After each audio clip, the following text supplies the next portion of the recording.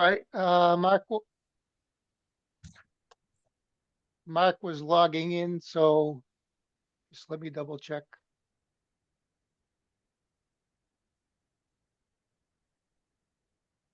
Can anybody hear me? Yes, Yes, we can hear Mark. you. Okay, I'm on.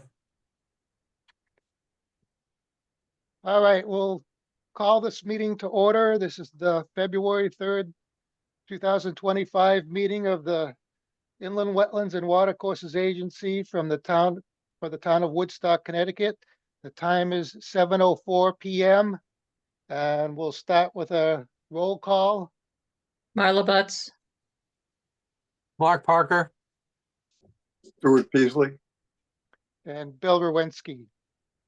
And we have no alternates to appoint, so we'll move on to action on minutes of the previous meeting. The regular meeting of January 6, 2025.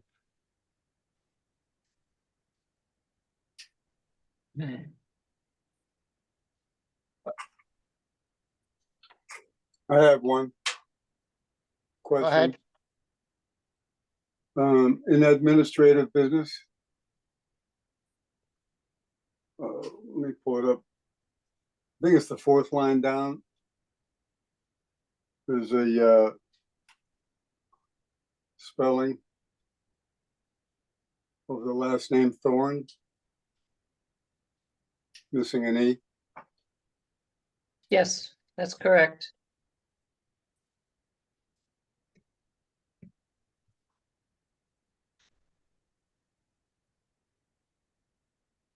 Since I did these minutes, I didn't find anything wrong with them. But Stu, you're entitled. I'm not saying anything, Marl. No, that's fine. It was an error. No, Spell catcher didn't catch it, and neither did It's- I. it's the only one. Is that the only one that think that it's mistaken? There are few other things here. Stewart's name is spelled 3 different ways. How about that? How about Okay, Stuart, how do you spell your name? I sent you an email about that many times. All you have to do is look on right now. You can look at, see, Bill's got his name on there. Mark's got his name on there. I think mine's on right on the screen. Stuart. Yep. He's not beef stew. Well, He's not Stuart Little. He's not Stu Oh, Hart. I see. So in item action 4B, the last line, seconded by Stuart Peasley, it should say Stuart. Stuart. Yeah, Yep. there's And there's no Stewart. five or six places it needs to get changed. It's sometimes with a T and Yep. sometimes with a D at the end. Yeah, all under item 7, new applications.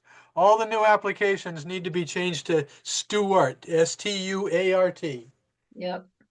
I don't know how I did that, but I did. You sure it wasn't on purpose? I knew you were going to find fault with my minutes at some point, so I had to do that back at you. Oh, I'm sorry. I'll try to get it right. Yeah, all the rest, yeah. So Amy Okay. doesn't have to feel bad about getting names wrong. So well, on I thought it was only under, limited to Amy, but I guess not. under item 6, you move back up about 1, 2, 3, 4 lines from the bottom. Horses will be kept in a fenced in the upland area. Oh, Fenced, fenced in. a In the fenced in. Yeah, kept in a fenced in area. So there's a missing 2 words. Fenced in area. So I'm missing an in area. In area. And then on the next line down, you say 0 Route 195. Mm-hmm. That should be 198. Jeez. Boy, got a lot of them. Well, I'm glad Amy's doing this set. Thanks, Further Marla. down, further down on new applications. 7A, the third line down, country and walking trails for the academy, but there will be no harvesting when the trails are being used. Mhm. I don't know why took out something about the but. If you think that's okay, we could just leave it like that. It's something struck me about it. Or you could change the but to an and. Yeah, that would work. Okay. Then down the bottom in the section C, Solaire. Is it SOLAIRE? Can somebody correct me on that? SOLAIR. Okay. Okay, Got it. Anything else? 8C, correspondence. I believe Chase Lumber is CHACE.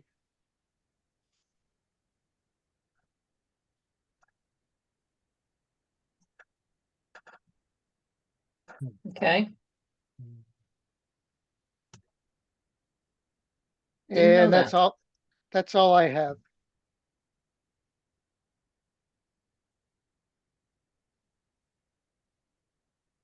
Anything else? Anyone else? On spelling, no. I don't know, is this the time you want to talk about pending applications or anything? Because with regards to that site at 0 Route 198, Was there anything wrong written in the minutes? I don't think it was written in the minutes. The driveway is to provide access to the interior lot where horses are kept. I raised a concern, I think, not about, also about the driveway.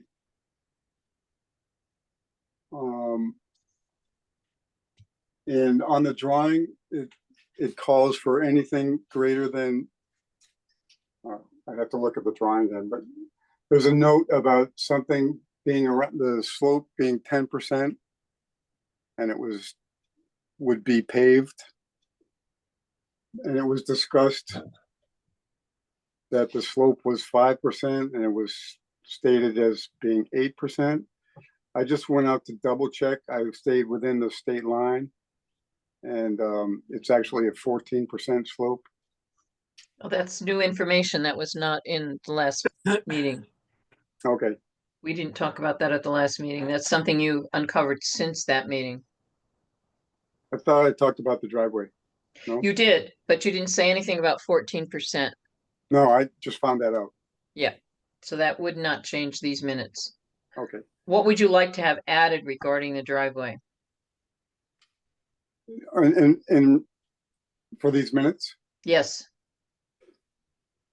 I don't know if there's anything raised about the driveway that we discussed, just that I thought that it was rather steep when I saw it. And, you know, frankly, there's a couple of issues that will come up at some point, but we can address them now or later, whatever you Well, think. I think you can only deal with what was talked about at the last meeting.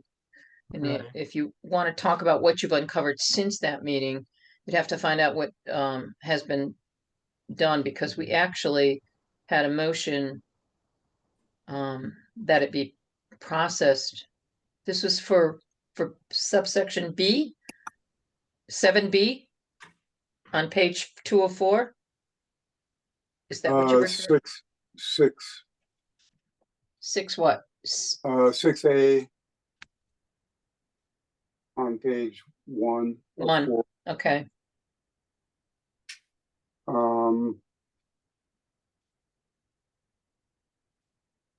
Do you want some language in there saying that you raised concern about the steepness of the driveway?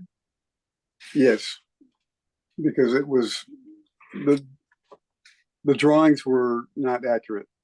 Okay, so, 1, 2, 3, 4, 5 lines up from the bottom of page 104. What do you think about adding Stuart Peasley raised concern about this extent of tree removal and where the horses will be kept, as well as the gradient of the driveway? The gradient of the driveway at its entrance. Okay,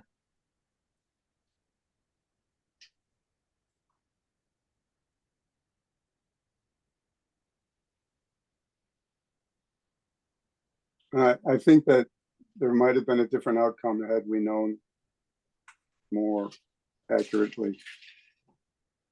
well, if you just change the function of the use, then it's gonna come, and there needs to be improvements to it, because then the zoning requirements, if he develops a house on that, will kick in, and he would have to make modifications for that or seek a variance for a hardship. Absolutely. I don't, So having I that don't- language in these minutes does make sense. yeah. I don't think the driveway is accessible as presented. Not even for horses. Well, we'll find out when he goes to build it then, I guess. So here's what I've got. Stuart Peasley raised concerns about the extent of the tree removal and where the horses will be kept. And then, and the gradient of the driveway at its entrance. You want to say excessive gradient of the driveway? Because you were raising questions about how steep it was. Just say it's a very steep grade. Well, I needed language for the minutes, so that's why I Yeah. just said, and the gradient and the steep gradient of the driveway at its entrance. Sounds good. Okay, And I don't know that it's really under the jurisdiction of the wetlands, but it is on the drawing. And that raises a concern when we're not given accurate drawings. Well, in my opinion, if it impacts like how the water is running off, what wetlands and whatever water courses type of issue. But if you're talking about safety or, is it going to be able to keep ice off? Are they going to be able to stop? Whatever, that's something completely different, safety, whatever. So, yeah. Well, safety for emergency responders, first Right. responders. Yeah. I don't see it being very accessible. but it has been approved, so at this Yeah. point, all we can do is add that language into the minutes so that after the, where the horses will be kept and the gradient and the steep gradient of the driveway at its entrance will be added. Anything else?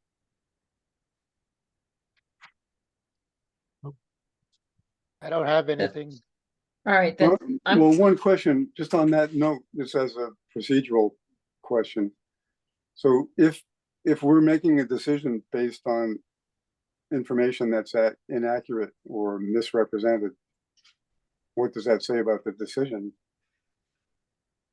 well, if it was on the plans and we looked at the plans, But the plans are not accurate, you're saying the survey work was inaccurate? correct? How do you know that? So I checked it. How did you check it? I checked it with a level and a tape measure. And you get a 5 and 12 slope, which is 14% gradient. There's nothing on the drawings that says 14% gradient. Any allusion or anything alluding to that is 10% or less would be requiring a pavement. So So we when should have caught, 14%. we should have caught that before we rendered our decision. Correct. Correct. So Well, the only other thing is that it's probably still a work in progress. So they've have opportunity to amend that?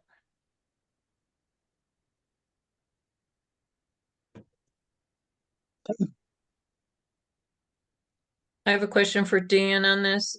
Dan, did you get signed and sealed plans for that site? By J&D Civil Engineering? Yes, they were what was reviewed by the commission for this one. I can't remember if those were signed and sealed.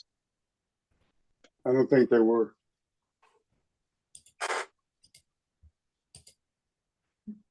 Dan, you need to check on that and get back to us for that. Okay. All right. Yeah, so let's, as far as any further corrections to the minutes, I would say I move that we approve the minutes as amended in discussion tonight. They are signed and sealed. Second the motion. Okay, we have a motion by Mark Parker, it's seconded by Marla Butts to approve the minutes as amended this evening of the January 6th, 2025 Inland Wetlands and Watercourses Agency meeting. All those in favor, is there any further discussion? All those in favor signify by saying aye. Aye. Aye. Abstain. Aye. And Stewart abstains. The motion passes with 3 ayes and 1 abstain. Okay, moving on to number 5, citizens' comments. This is the portion of our meeting that we can accept some general comments from any citizens who would like to speak. The basic rule is that this is for more brief things. If there's anything that's going to take a lot of discussion, we'll have to make arrangements to get it further on the agenda. Is there anyone who would like to speak on any issue at this point?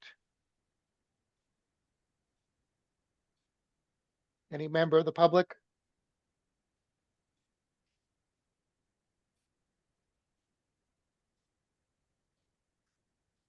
Okay, not hearing anything, we'll move on to pending applications. We're looking at application 10-24-48, 0 Route 169, map 5167, block 12, lot 06B, Morris Lewis for W Investments LLC, new home. So we're picking up sort of where we left off with this. We had documentation that came in at the end of the meeting from the architect for Archer, and Mr. Smith is here to pick up where we left off. Good evening, everyone. My name is David Smith. For the record, I'm a professional engineer and land surveyor in the state of Connecticut, and I help Paul Archer's office with the preparation of the application you have before you.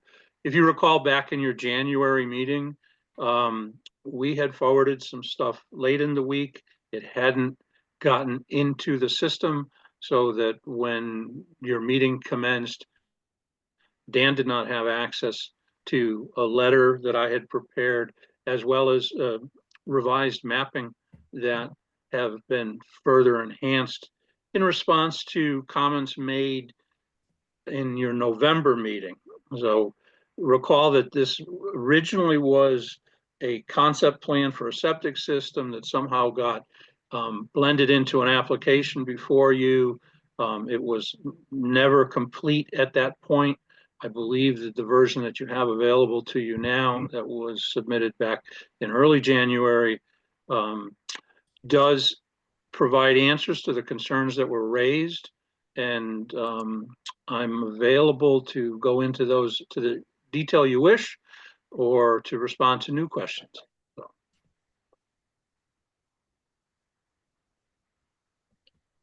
Okay, by review, or maybe you could highlight some of the updates on the site plan. Of course. So the plan that's on the screen in front of us now is the first page of originally, as I said, the septic system design that was prepared for the proposed home. in addition to the details that are required by the health department, we didn't have the wetlands flagged, but the wetlands were flagged to reflect field conditions that were not picked up on the original subdivision proposal. The project, this lot was created with no reference to wetlands running right through the center of it. The area where the house is proposed and where the septic is proposed is where it was on the original subdivision submission. It requires a very steady descent into the property, wetlands crossing with a 24-inch culvert, riprap entrance and exit, and then access to the proposed home. The plan that you had back in November, December had a pair of pipes that I like to do that when possible, just to kind of keep the amount of fill down.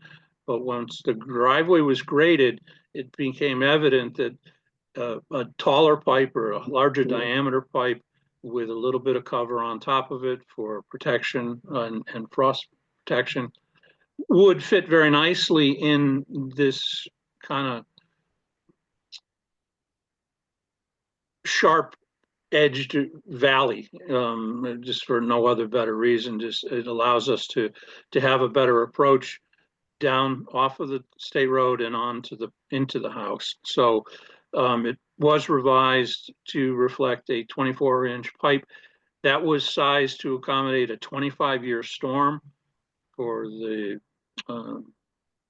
watershed that's above, without having, if you look at that, the wetlands extend onto the neighboring property to the north. We're not relying on any of that to be flooded or storage. The pipe is a pass-through. It will not have negative impacts on the neighboring property. We were able to set the pipe at a grade that allows it to be comfortably discharged, and then it rejoins the natural drainage way as it moves to the south. Do you have the hydraulics calculations for the sizing of this pipe? I don't see them in the documents we've gotten. They were submitted with that letter. Okay, let me just check, see if there were.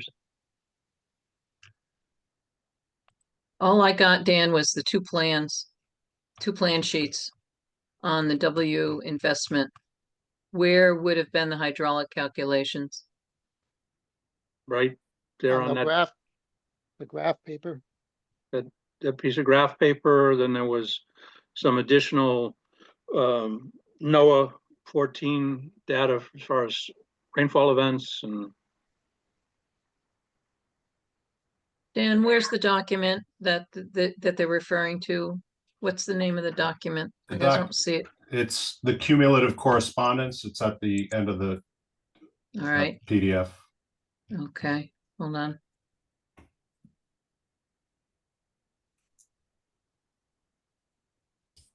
So I have a question to ask. If you went to a 50-year return frequency storm, what size pipe would you have needed? Do you know?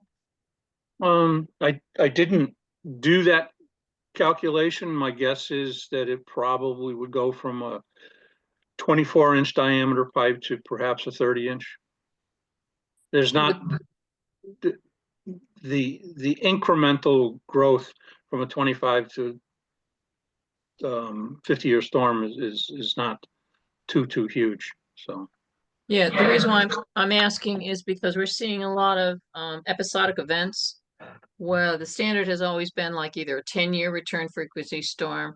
I'm just wondering the cost differential between designing it for a 25 versus a 50-year. If there's not much cost difference and there's not much change in the impact to the wetlands, might it be better to have a larger size pipe which could accommodate some blockage from leaves and sticks and that kind of thing? We're getting a lot of concern about climate resiliency and episodic events for storms. So you can't argue with that, because I think by going to my thought was typically homes, it's not like it's an emergency room or some sort of public safety shelter. Mhm. So a 10-year storm is kind of appropriate. You give it a little bit of a goose bigger to go to the next size up. So I did something along those lines by going to the 25. Yeah. Again, it's not a 25-year storm. You know that, Marla, but others may not. That it's a 4% chance that in any given year, Yeah. it could see that kind of a design flow. Yep. So we've had in a couple of places, there's been 200-year storms in consecutive years, or Mhm. in 2 out of 3 years. So Right. so making a larger pipe there is it's a small cost implication.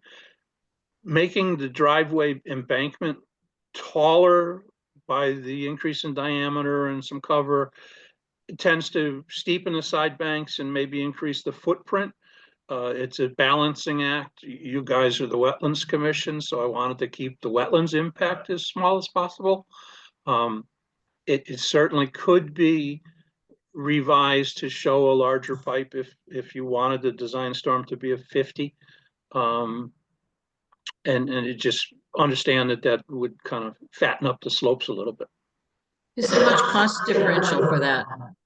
Is there much No, cost because I mean, differential? the cost to construct it is the clearing, the prepping, the actual tube is a small component in the overall exercise. Okay.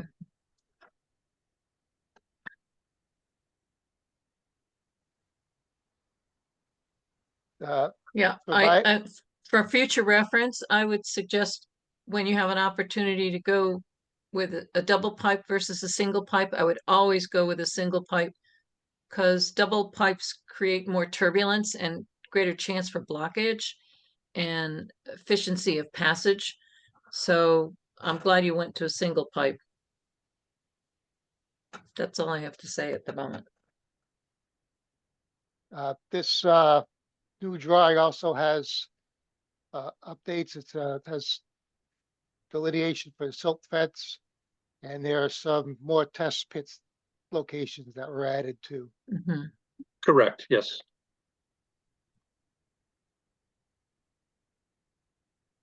And who again flagged the wetlands?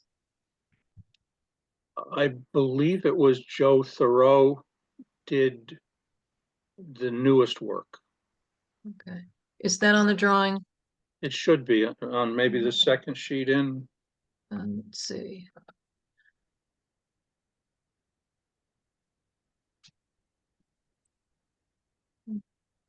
Okay, so in my memo to Dan from January, it says the wetlands were revisited and the plan shows the location of field delineated wetlands as determined by Joe Thoreau, soil scientist. That paragraph right there. Okay, that should be on the notes on the drawing. It may very well be It's not. I don't see it there. not on the second sheet in the notes. Let's go Often to that's where it lands, but if it isn't, we will certainly add it. Yeah, I don't see it. I see the Okay. erosion control plan. I see the septic construction notes. I see the erosion and sediment control narrative, which looks pretty standard cut and paste. So I don't see that in there. Okay, well, we certainly can make it so.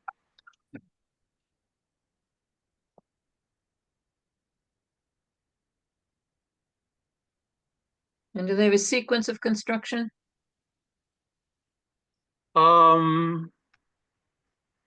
Not see anything it. exotic. And obviously have to build this to have access to the site, so the home construction can't occur until you can get to the other side, to the west side of the wetlands. Mhm. So they would be gaining access after the driveway was built? That, I think that's the only practical way to do that. I mean, you can Mhm. drive down in that hole. We did so to do the soil testing, but Mhm. first cement truck that goes through there is going to wreak havoc. So So that would be my suggestion is the state of Connecticut's not gonna let you do anything up on their road unless you got something substantive behind it. We need an anti-tracking pad. That grade is manageable, but it is significant. And I think we have to build our way into this site. Now, whether they do the septic system before they do the roof, that's somebody else's issue, but I think that Mhm. the work that you folks would be most concerned about has to be done before the real disturbance takes place. So I don't see on this drawing the upland review area delineated. So I'm assuming the entire development is within the upland review area? That could be scaled on there, but yeah, everything that we're showing is within the upland review area. Mhm. Recall that when approved, it never showed any wetlands on this site, so it was a revelation to everyone. Mhm.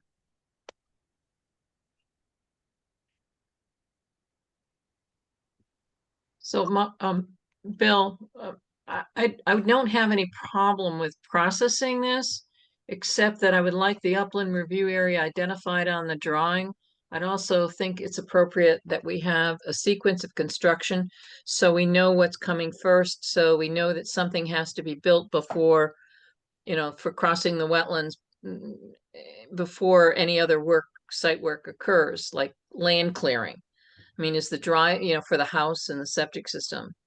I think a sequence of construction is important for this site, as well as a note on the page 1 of the drawing as to when the wetlands were delineated and who delineated them.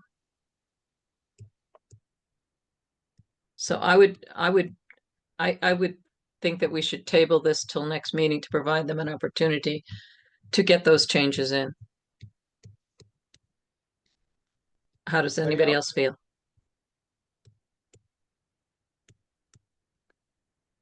Well, it's fine with me. Mark, you have any comments? No.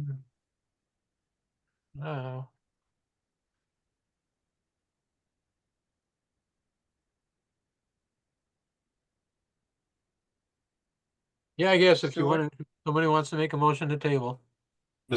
Mr. Chair, the Yes. applicant, Morris Lewis, messaged me that Dennis Duga has a question. Dennis has been working with them on this application. Yep. Okay, go ahead. Oh, can you hear me? Yes. Oh. No, I was just gonna say it was definitely Joe Thoreau who did the wetlands.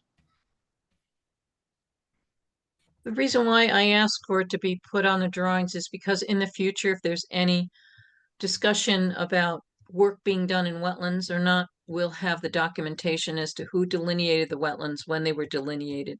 That's why we like it on the drawings. It's not so much for the initial construction, but if work goes beyond what was originally authorized and goes into the wetlands, or some subsequent property owner does it, we'll have a delineation on record as to the soil scientist that did it. So that's why I like to have that information on the drawings. Sure, that makes sense. Mhm. Well, those 3 items are easily accommodated. To make those changes, get them right back to you. I move to table application 10-24-48, 0 Route 169, or Morris Lewis for W Investments LLC for the construction of a single-family home involving the construction of a driveway across wetlands and work in the upland review area for the construction of the home and septic system.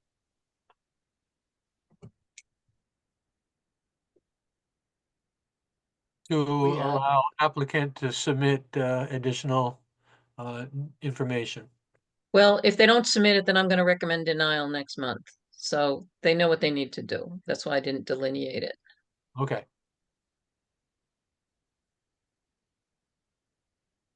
Do I hear a second? Second. Okay, we have a motion by Marla Butts, seconded by Mark Parker, to table application 10-24-48, 0 Route 169, Morris Lewis for W Investments LLC, new home. With hopefully Amy has caught the whole text of that, the whole, because I don't remember the whole thing. Is there any further discussion on this? All those in favor signify by saying aye. Aye. Aye. All right, Aye. Motion is unanimous, so the motion passes. Thank you all. Have a good evening. You too. Thank you very much.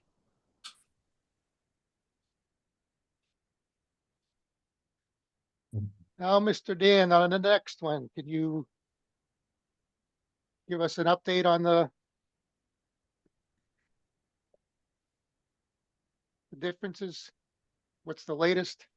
So, back to Perrin Road, Yep. for the Solaire Pond dredging project. See what we've got here. We've got correspondence from most recently New England Aquatic Services. And this was the group that was going to be doing the dredging.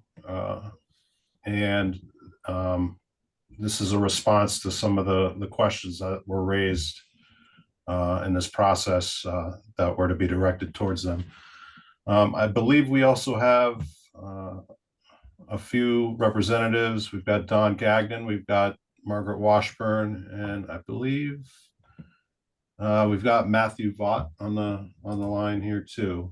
If you want to turn it over to Matt.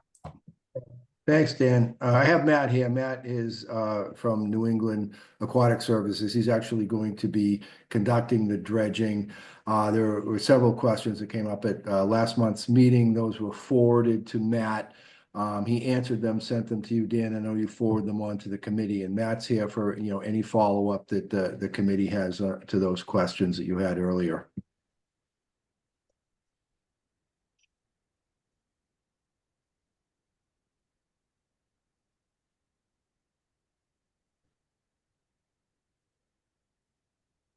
Hi, Matt Vogt here from New England Aquatic Services. I'm happy to talk about the project or answer any other further questions that might have come up or elaborate on any of these answers if there's any more information I can give you.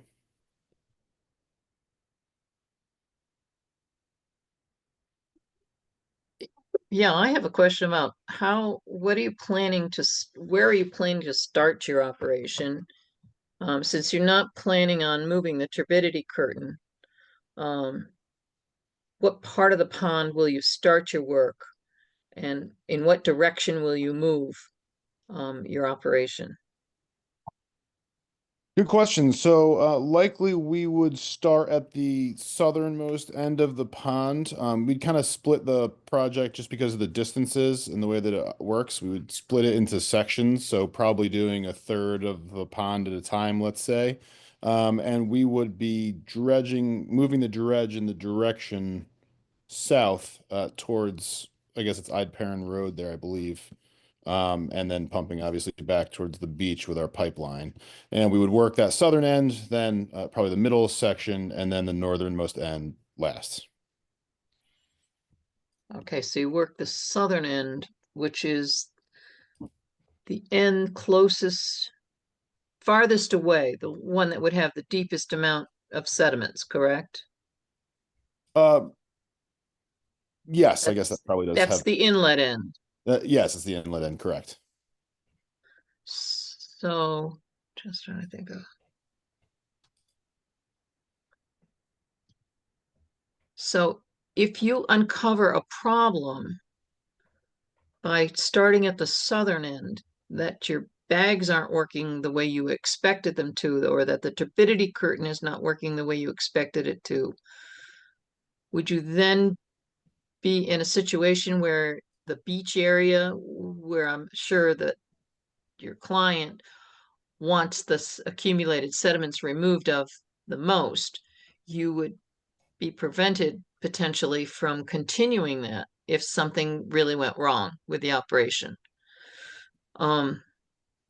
Why did you consider doing the southern end as opposed to doing the northern end? why wouldn't you have started at the beach end? Frankly, it's somewhat arbitrary just to work that end first because it's the furthest distance. So we add our pipeline in and then we take it out as we get closer. It's not really a requirement to the work as far as the operation, in order to get it done. It's just kind of the way I was envisioning doing it. There's some wiggle room there for efficacy. Certainly, if the customer said, make sure that we do the beach area first, we could adjust and do it that way. I don't foresee any real issues that would stop us from being able to do the whole pond. But I think that that's a genuine concern for the owners there. So I think that's maybe not a bad idea for me to talk with the Solaire folks about whether or not that matters. Yeah, because we're not familiar with this kind of dredging operation in Woodstock. We haven't seen it before. Okay.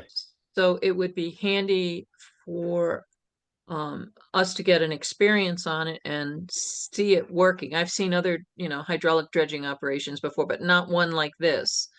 Not one that, actually chews up the sediment from the bottom. The hydraulic dredging I've seen usually has a little cutting head, small cutting head. So this is very different, but you said in your letter or response regarding the turbidity curtain that some material would go by. Most turbidity curtains that I've seen are close to impervious, and the only way the sediment gets, the water gets out is by running underneath the turbidity curtain. And usually then there's not a whole lot you can do to control it by that time. That's why I was thinking of having the turbidity curtain isolating the area that you're removing your material from, and then moving the turbidity curtain to the next area that you're going to move it from. But you have chosen not to. I'm gonna take an opinion that I'm concerned about the turbidity curtain causing problems, but I think since it's Solaire's problem and there's a large system, there's a large flow line between where you're doing your dredging work and the main brook that this pond drains to, that the impact might not be as bad as it could be if the turbidity curtain failed. I'm just concerned about the turbidity curtain failing, not working the way you expected it to, because there'll be a lot of pressure on it during a storm event. Right, and I agree with you there, and that's why when I say that some material get by, it's because we wouldn't want to make it completely impervious for that reason, because they're of that potential flow. But where we have the advantage on this project, which I think I might have mentioned in my response, but just to elaborate on, is because the system is so big, it's a lot of water, for just where we're dredging. It's a small disruption to the area. So if we had, let's say, a half acre or a quarter acre pond, which we work in occasionally, when you're stirring that up, it's a smaller system, so that turbidity is more concentrated in a smaller area. But in a large pond like this, it's has the opportunity to kind of dissipate and settle out before, really getting so that it's a high percentage in the water column that's going to flow. So more or less, you put that up to kind of prevent a little bit, as much as you can, while also understanding that there's still going to be some flow exiting the pond, which should really, have a big impact downstream. What is the turbidity curtain that you're going to be using? Who's the manufacturer? We have several of them. I don't have the exact manufacturer. The ones that we would be using in here would be a .1, just because it's not a heavy current like in a river. It's just the lower. It's easier to manipulate around the pond because it's a little bit on the lighter duty side. They're rated .1, .2, .3. The higher the number, the more current they're for. So you would use a heavier .3 in, say, like a river system if you were working there and dealing with a lot of currents. Yeah, but usually the .3s are running parallel to the flow, not perpendicular to the flow. So, but anyways, you're talking about the Department of Transportation's assessment of turbidity curtains. Right, that's just kind of the rating that they give when you purchase them based on their size. So you don't have a manufacturer identified yet? I could pull one up. I have a whole bunch of them that I've had, kicking around. So trying to remember. Hold on, I can pull it up real quick for you. Because a lot of them have like installation specifications or instructions. And it would be helpful for the commission to know, the agency to know what the manufacturers, then we can look online to see what their standards and specifications are. So can your client, to know what material you're actually going to be using. Sure. Yeah. I mean, I can certainly provide that after the fact, unless you wanted me to find it now. Like I said, I've got many of them. We use them fairly often, so we're very familiar with the product. So these are ones that you already have in possession? Correct. Okay, so you've purchased these before and they're reused. They're being reused. Yes, yeah, absolutely. Okay. All right.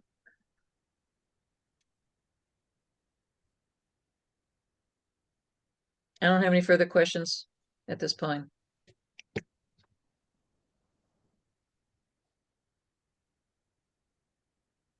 So Marla, this is Bill. Are you satisfied with the answers of this document from New England Aquatic Services? I'm concerned about the turbidity curtain itself more than anything. And I'm also concerned that what they're going to do when a storm hits, because it's got a square mile of contributing drainage area. So I kind of want to get if we do issue an approval for this, I think there needs to be some conditions on it regarding when storms are predicted, whether or not their activities have to cease. And I think they would want to cease them because of their equipment. They don't want their equipment damaged in a storm event. That's the only thing that's kind of, I'm not concerned about the actual dredging operation. I'm not so concerned about the dirt bags. I'm not concerned about where they're going to ultimately dump it. But I am concerned about that turbidity curtain. And so I think I would like to know, who what the manufacturer is and what condition that turbidity curtain is, because they can get damaged in use if it's going to be reused. So I would like to know what the manufacturer of the turbidity, who the manufacturer of the turbidity curtain is, and what are the specs for the turbidity curtain.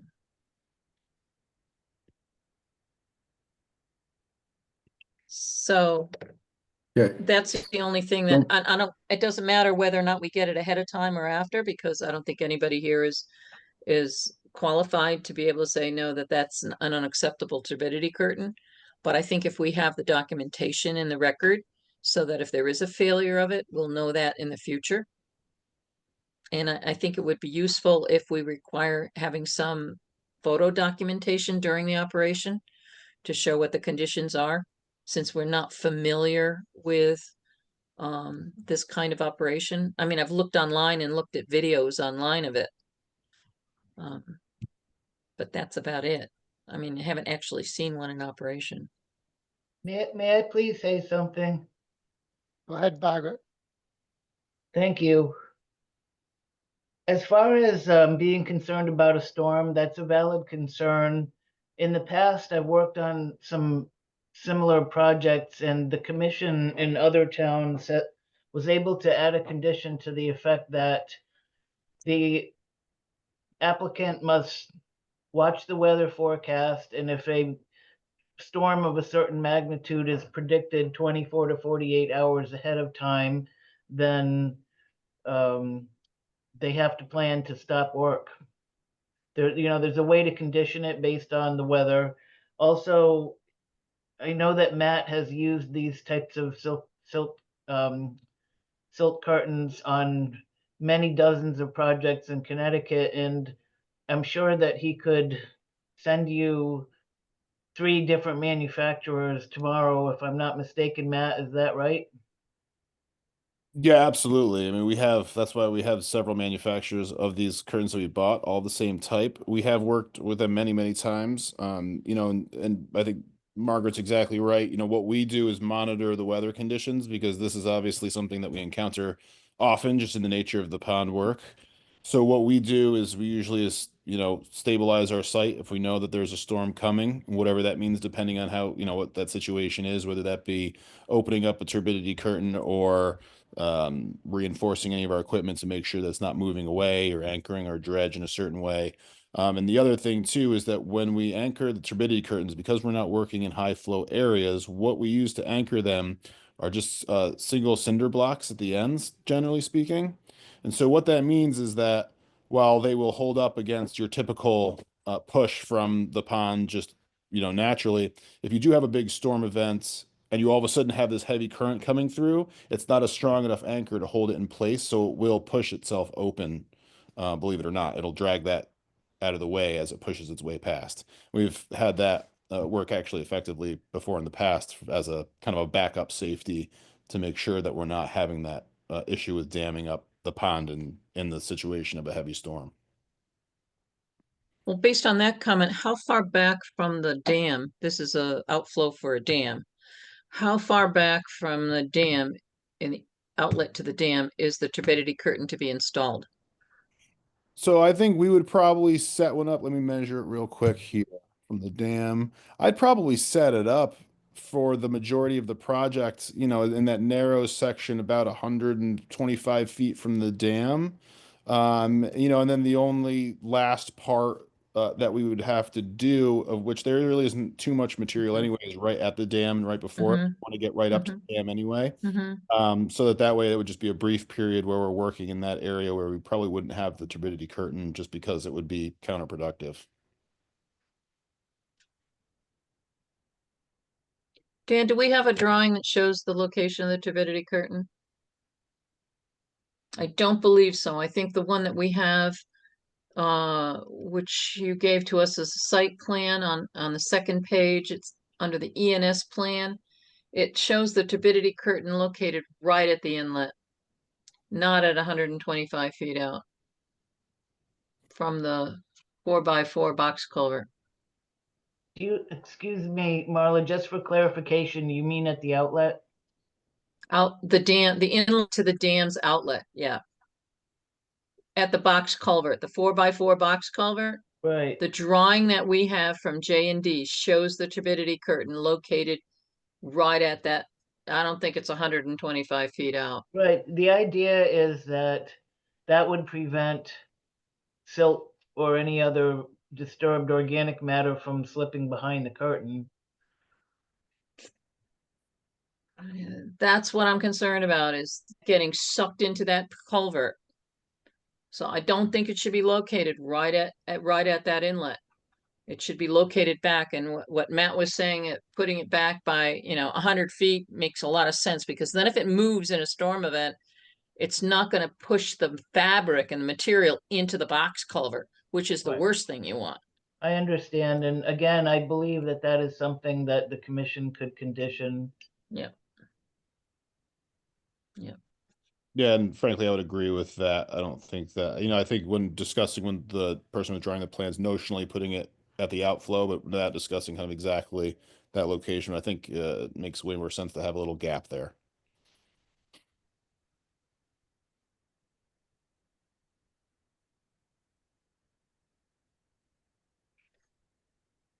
So how would the commission, the agency feel about an approval that would require the turbidity curtain to be placed during the major dredging operation at least 100 feet away from the inlet to the 4x4 box culvert on the dam, and that the permittee be required to monitor weather conditions for potential storm events, and to cease operations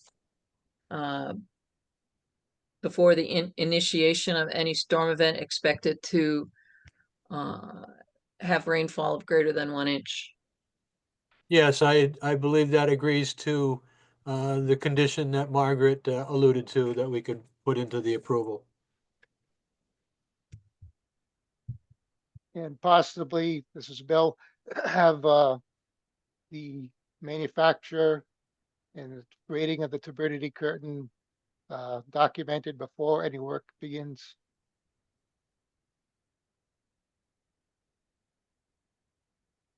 Members also brought up photo documentation during the process that would be of interest to me. I don't know if it's further interest for the commissioners. For what it's worth, it'll probably end up on our Facebook page anyway. Cool. Okay. Excuse me, this is Margaret Washburn again, just for clarification. Could you please explain exactly what you're thinking about in terms of photo documentation and how often you'd want it and what exactly you're looking for the photos to show? The bag, you want photos of the bag filling up? I think a video of the bag, because if you see it in operation, when you see a dirt bag in operation, they look fine until you touch it. And then all of a sudden it'll bleed out some fine materials that sometimes escape. But I really think that if Dan gets a chance to go out there during the operation and observe it for himself and take his own photographs and videos, so that maybe the better idea would be that during the operation, Dan will be notified to provide him with an opportunity to photo document the conditions during the operation. That would be helpful.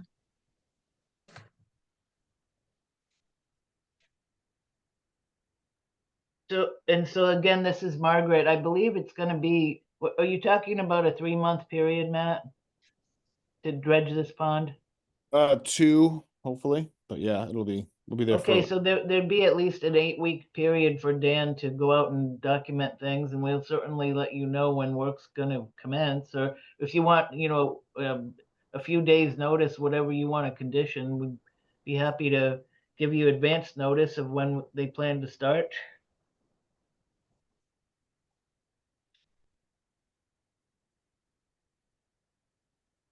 I'll check in with you guys.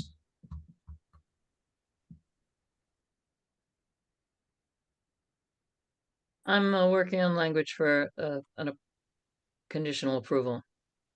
That's what I kind of suspected. Yeah. So feel free to talk.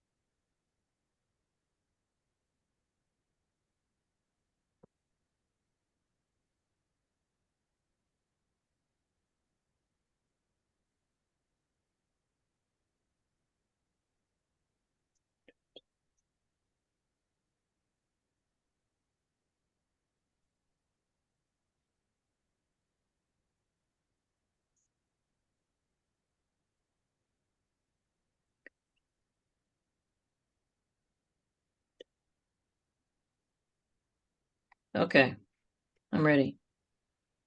Go ahead. All right, I move to approve application 12-24-5465 Ida Perrin Road.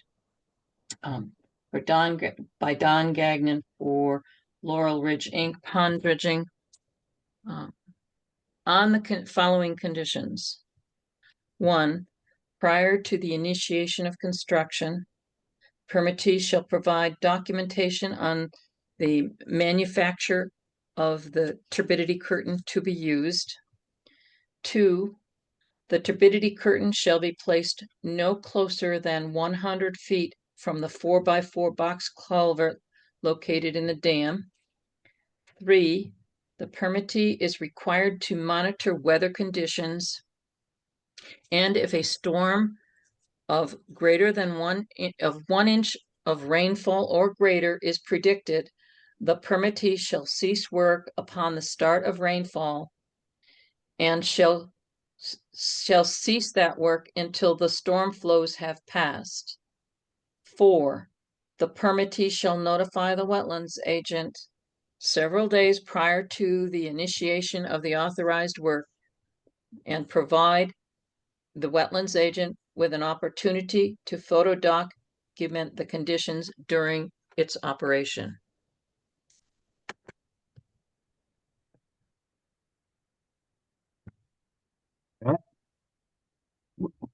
That's my Terrific. motion. Terrific. Oh, you have to vote on it though, right? Yeah. We gotta have a second first. All Yeah. right, sorry. I'm jumping the gun. I second the motion. Okay, we have a motion made by Marla Butts, seconded by Mark Parker to approve with conditions, application 12-24-5465 Ide Perrin Road for Laurel Ridge Inc. for pond dredging with conditions as enumerated in her her oral presentation of her motion. Is there any further discussion on this? All those in favor signify by saying aye. Aye. Aye. Aye. So the vote is unanimous in approval. Thank you very So- much. Yeah, you're welcome. We'll comply with everything, and a special shout out to Dan Malo. He's been terrific. He's come up to our site. He's looked at everything. He's been a very good source of information and direction on this, and you have a great town water agent with Dan Malo. We really appreciate what he's done to help us. Thanks, Don. Thank Yeah, you it's very okay. much. You can give me the $10 later. Thank you. Thank you, everybody. Yep, Thanks, thank you, everyone. Thank you very much, everybody. You're welcome. Signing up. You're welcome. Okay, we're gonna move on now to application 12-24-55 290 Exit Road, Philip Riley for Sinkowski family, removal of invasives. So Dan, what do you have for updates on this?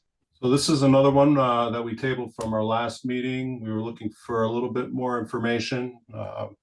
And Philip has been able to give us a depiction of where this activity will be occurring on the property relative to the house. The circled area is the invasives to be removed. I'm sorry, the red circled area depicts invasives to be removed. And I believe his green line circle here is where the drying area will be before being removed. There was a question of what type of plant this is, and we reached out to the Eastern Regional Health District. The Eastern Conservation District, and they sent us to over to stores, and this was their reply. We asked them to identify the species based on the photograph, but they're fairly confident it's Phragmites australis, common reed, or simply Phragmites. Hey Dan, that, everyone, Philip Riley here. First off, Dan, I would like to thank you again. I spent pretty much all this week. I'm a current member of the Connecticut National Guard serving the 102nd Infantry. So I was gone pretty much all week which I was planning on getting this done, but they asked me to come in early to be on the advanced movement down to New Jersey, which is where we trained. Dan had given me a call to see if I needed any guidance. So Dan, I wanted to take a moment and say thank you very much for your help and guidance. And yes, so the red circled area at the bottom is where the homeowner was requesting to get the excuse me, the invasive species removed. And then last time when we spoke, you guys had talked about you wanted to see where it was going to be removed from, and then talk about an area for it to dry out, which was going to be that green area, which is what I had proposed. If that is not up to your guys' code, I have no problem moving it. But that is what I'd come up with.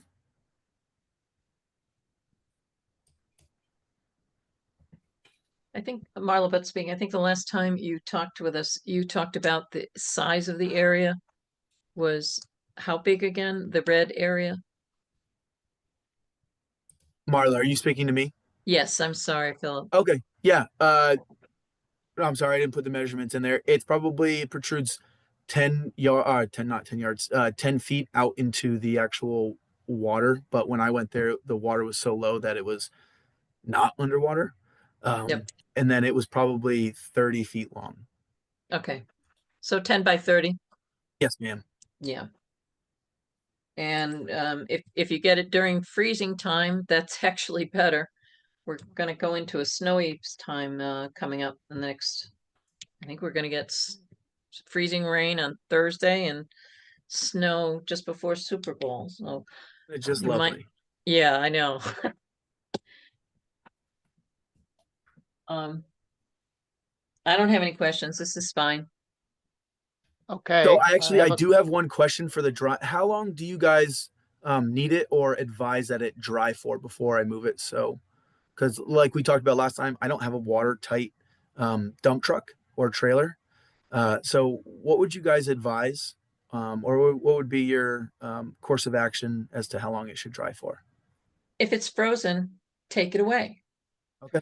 If Okay. it's not frozen, then wait till it's not soupy anymore. That it's not going to be draining out the back of your truck and down on the town roads and making slick surfaces.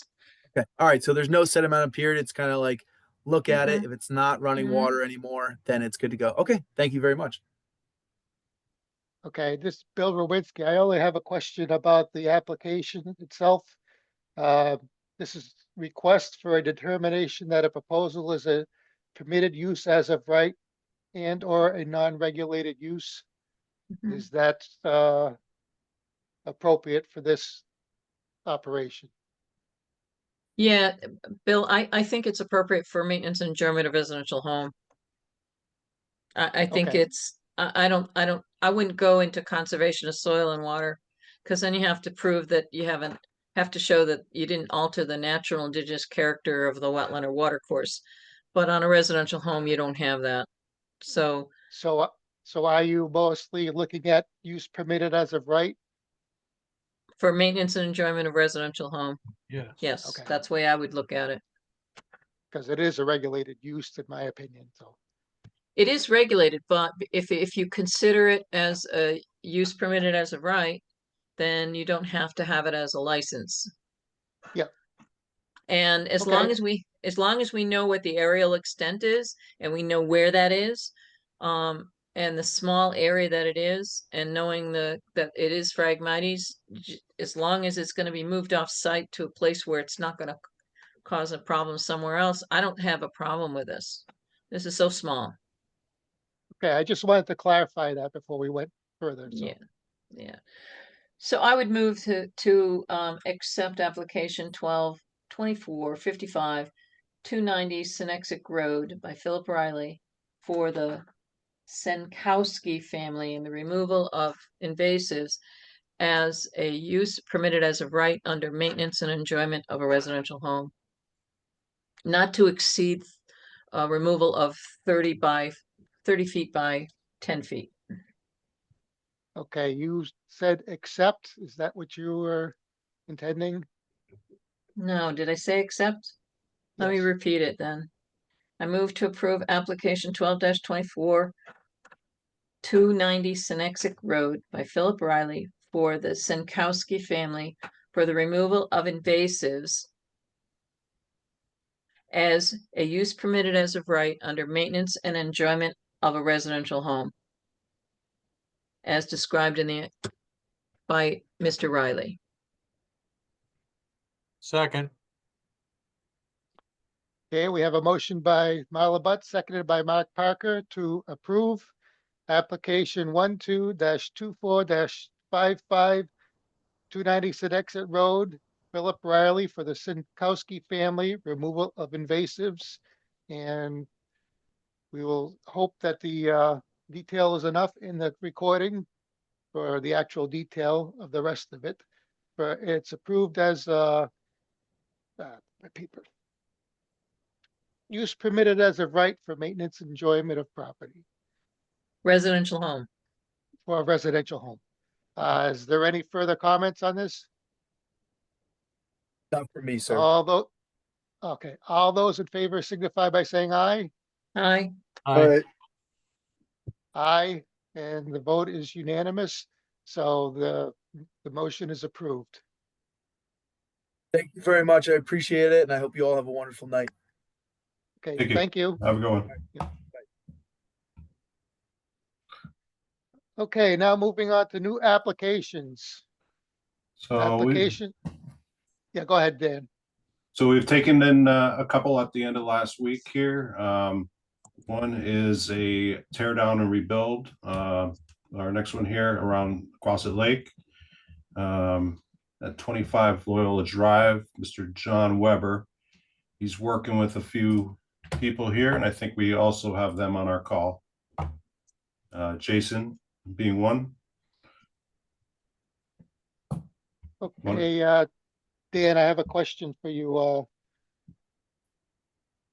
It's Bill Rowinski.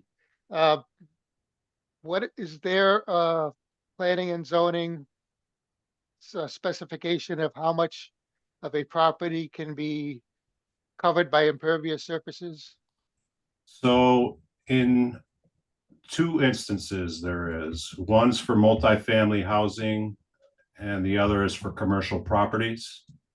We don't have it for typical residential or Lake District lot dimensional requirements, just for multifamily housing and commercial buildings. Okay, thank you. You're welcome.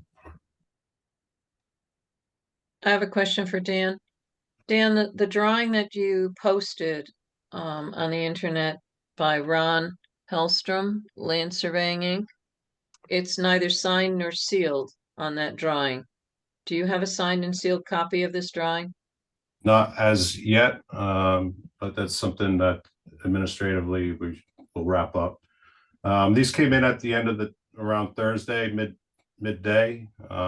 So it was kind of a scramble to put these together, and that's one checklist item that I will be following through on.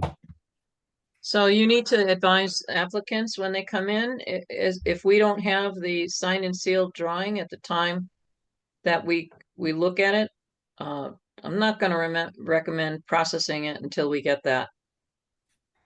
I don't think you should process it until we get that. We need to have the signed and sealed drawing, because this has a lot of survey work on it. And the signature and the seal, I think, becomes really important when you're dealing with such small properties. And I had a question regarding where the property boundary actually is, because when you look at the drawing, the drawing on this first sheet has a note, and it says survey closing line. Rear boundary follows the eastern edge of Quonset Lake for a distance of 101 feet. But that's not what is shown on the drawing. It looks like there's a retaining wall that's there with a couple of docks coming off of it. But yet the survey line is pointing to something different, a different line. So I'm confused. Could I talk to that for a second? Would that be all right? Mhm. Go ahead. Hi, so Jason Reynolds with Reynolds Engineering Services. We're representing this application here. Can definitely get you signed and sealed hard copies of the survey anytime. I could drop them off tomorrow, that's fine. The survey closure line is just a mathematical closure. If you wanted to build out the geometry, the bearings and distances of the parcel, the actual property line follows the edge of the lake, and there is a sort of cinder block retaining wall that runs along that. So the property is bounded by the face of that wall. The closure line is just, you see that anytime you're bounded by irregular shapes in water, just so that someone could build out a legal description for the parcel with the geometry that's presented on there. So what condition is the retaining wall? It looks pretty good. I have pictures of it here. It's more or less just like a cinder block with kind of like a nice textured face to it. That's what it looks like right now. Dan, have you seen this site? No, this just came to my awareness on last Thursday. So I think it would be useful to table this till next meeting to provide you an opportunity to take a look at that retaining wall. Because if that retaining wall is showing any evidence of failing, we would want to have that addressed. Because he's showing footing drain going to being discharged overland right behind that retaining wall. And if that retaining wall has any kinds of potential indications of failure due to the frenetic forces of the groundwater pushing that wall, we would not want to have additional water going to it like that. But if the wall looks okay and you think it looks like it's fine, that we won't be seeing it again. I just don't want to make I want to make sure we don't have a situation like we've seen in other lake properties where these walls have had problems because they weren't built right the first time. Marla, if it helps at all, I could show you some images I have on my screen as well as a quick presentation of the site. But I just pulled up those images. Let me know if you want to screen share, I could show them to you. That I don't have any problem. Go ahead. What about you, Bill? That's fine. Go ahead. Bear with me 1 second here. Share. Jason, do you see a little green share icon anywhere on your screen? Let's see. If you hover around the bottom of the Yep. window.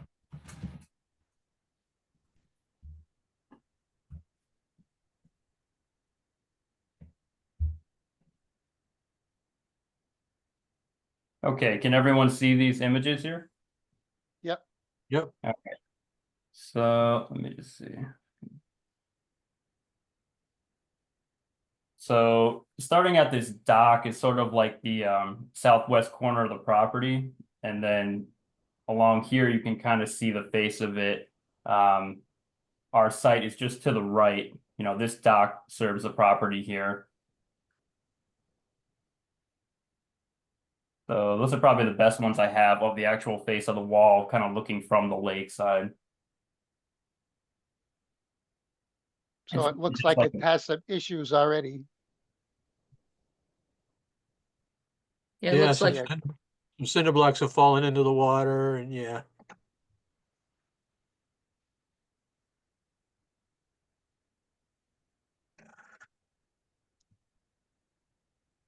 Yeah, be happy to entertain, a site walk or more in-depth inspection of the wall too. Would you like me to run through a couple of quick slides showing the survey and some of the proposed improvements? fine.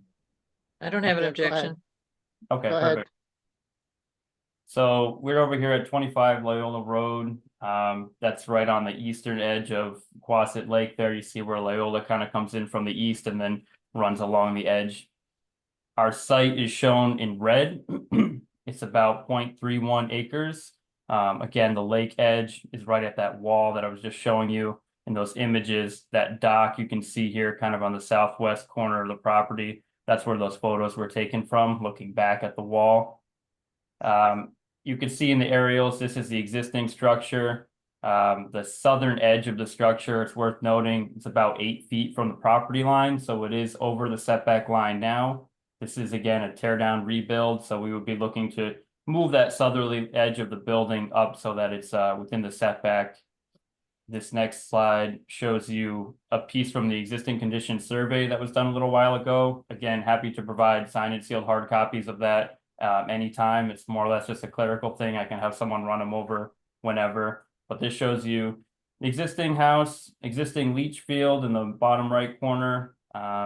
There's a well on the property too, over by my cursor, by those stone walls.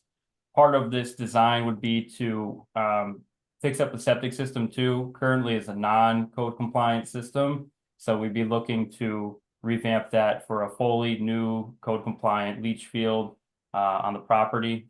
This next slide shows you the proposed improvements to the site. The well is that dark blue dot over here. Dark orange shows you the existing structure. The lighter orange yellowy color shows you the proposed building footprint. Again, that southerly edge just shifting up a little bit instead of being 8 feet off the property line, going to the 10-foot side yard. The existing gravel driveway shown in the top right corner, that's that lighter peach color.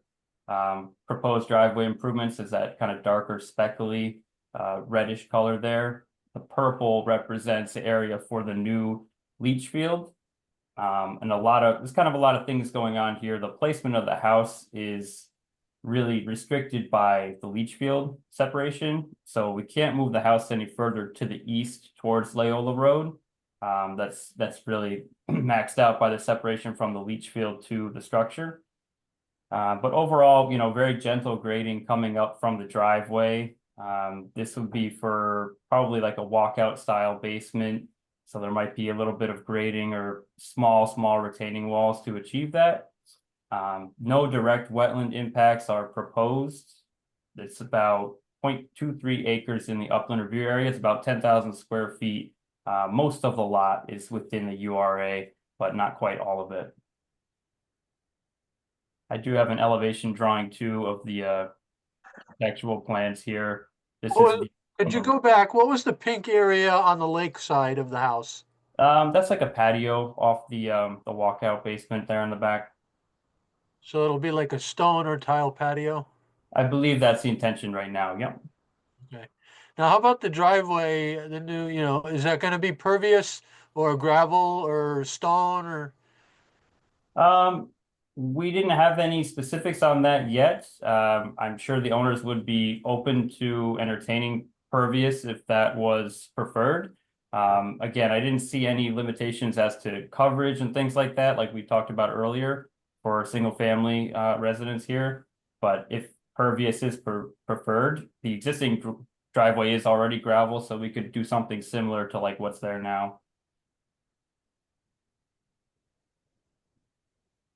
Right, as Bill mentioned before, we are concerned with, increasing impervious or not increasing impervious areas, so that would be my recommendation. Just to go with a pervious or gravel or something of that nature. I would this is Bill again, Bill Rowinski. I would clarify that as long as the slope would support it. You start getting too much slope in a gravel driveway and you're just washing out all the time. Yep, that's Yeah. a good point. Very gentle grading on this site, coming from an elevation of about 97, probably only going up about a foot or two before you actually get to the garage. So pretty mildly sloped.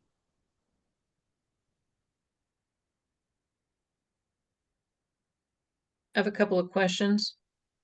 Do you have your approval through the Northeast District Department of Health for the septic system yet? We do not have that yet. Our intention was to prepare the full septic system site plan and send it off to them. They have not reviewed it yet.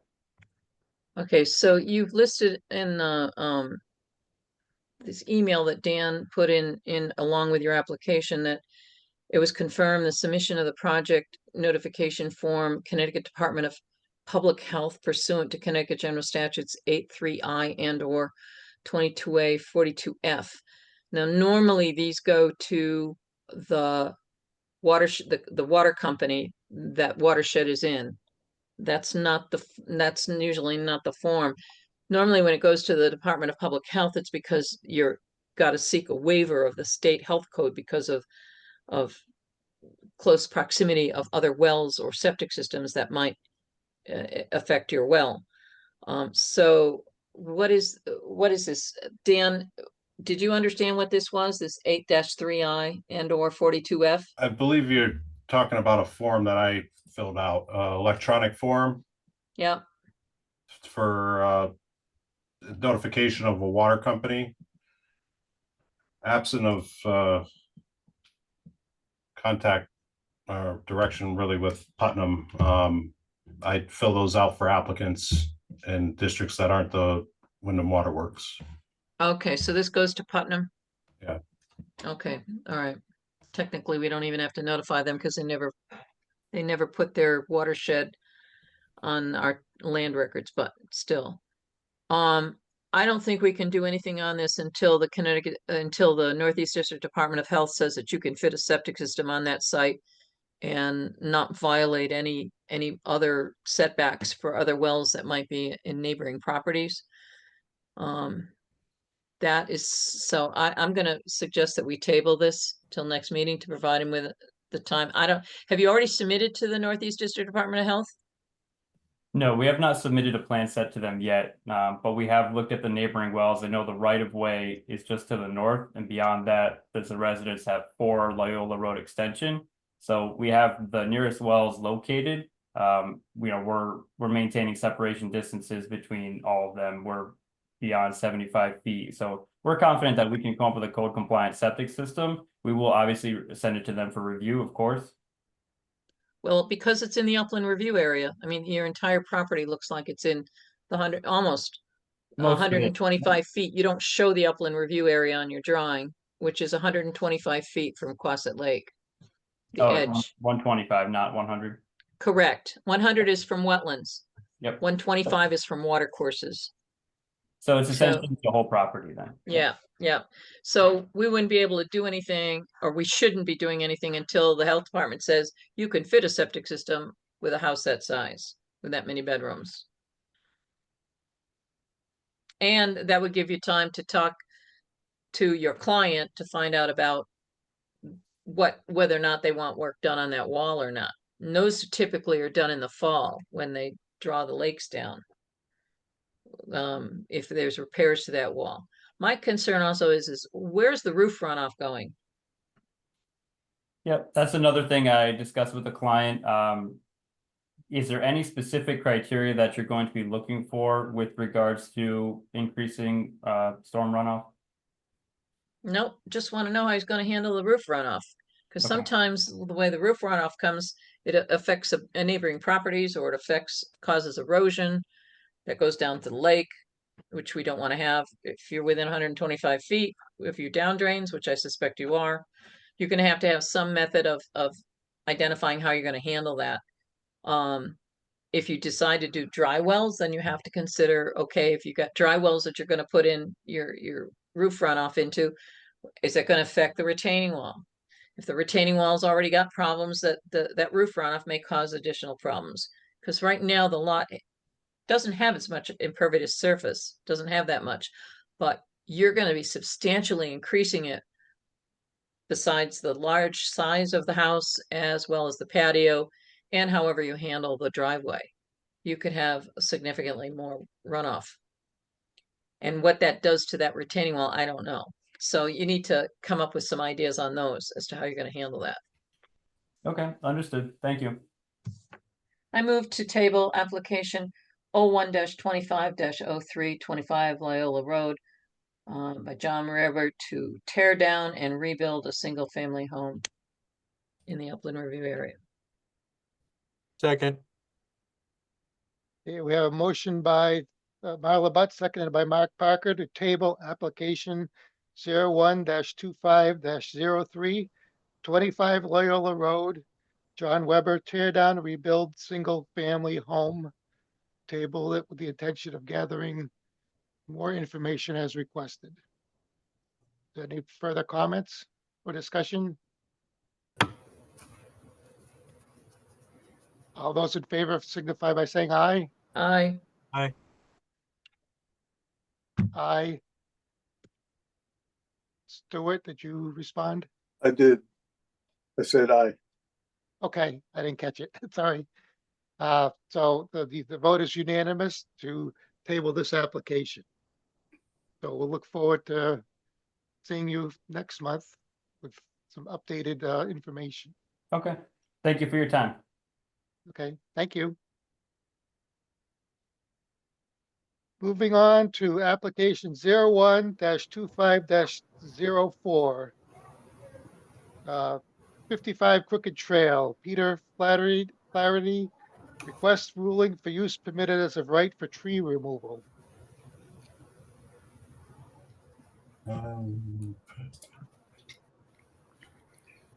Dan, I can speak on behalf of that if you'd like, or whatever the format is. I'm not sure. Sure. I've got his application up. Tell me if you need me to scroll anywhere. I'll be scrolling through it, showing some of this to the commission, but go ahead, Peter. Yeah, so I had approached Dan. Well, initially, I'm here on Woods Lake, and I'm looking to cut down 4 trees, and I figured I wanted to make sure I did the appropriate protocol. I didn't want to just cut them down. So I checked with the Woods Lake committee initially, and they had indicated that as long as I wasn't doing any clear cutting or construction, that they were okay with this.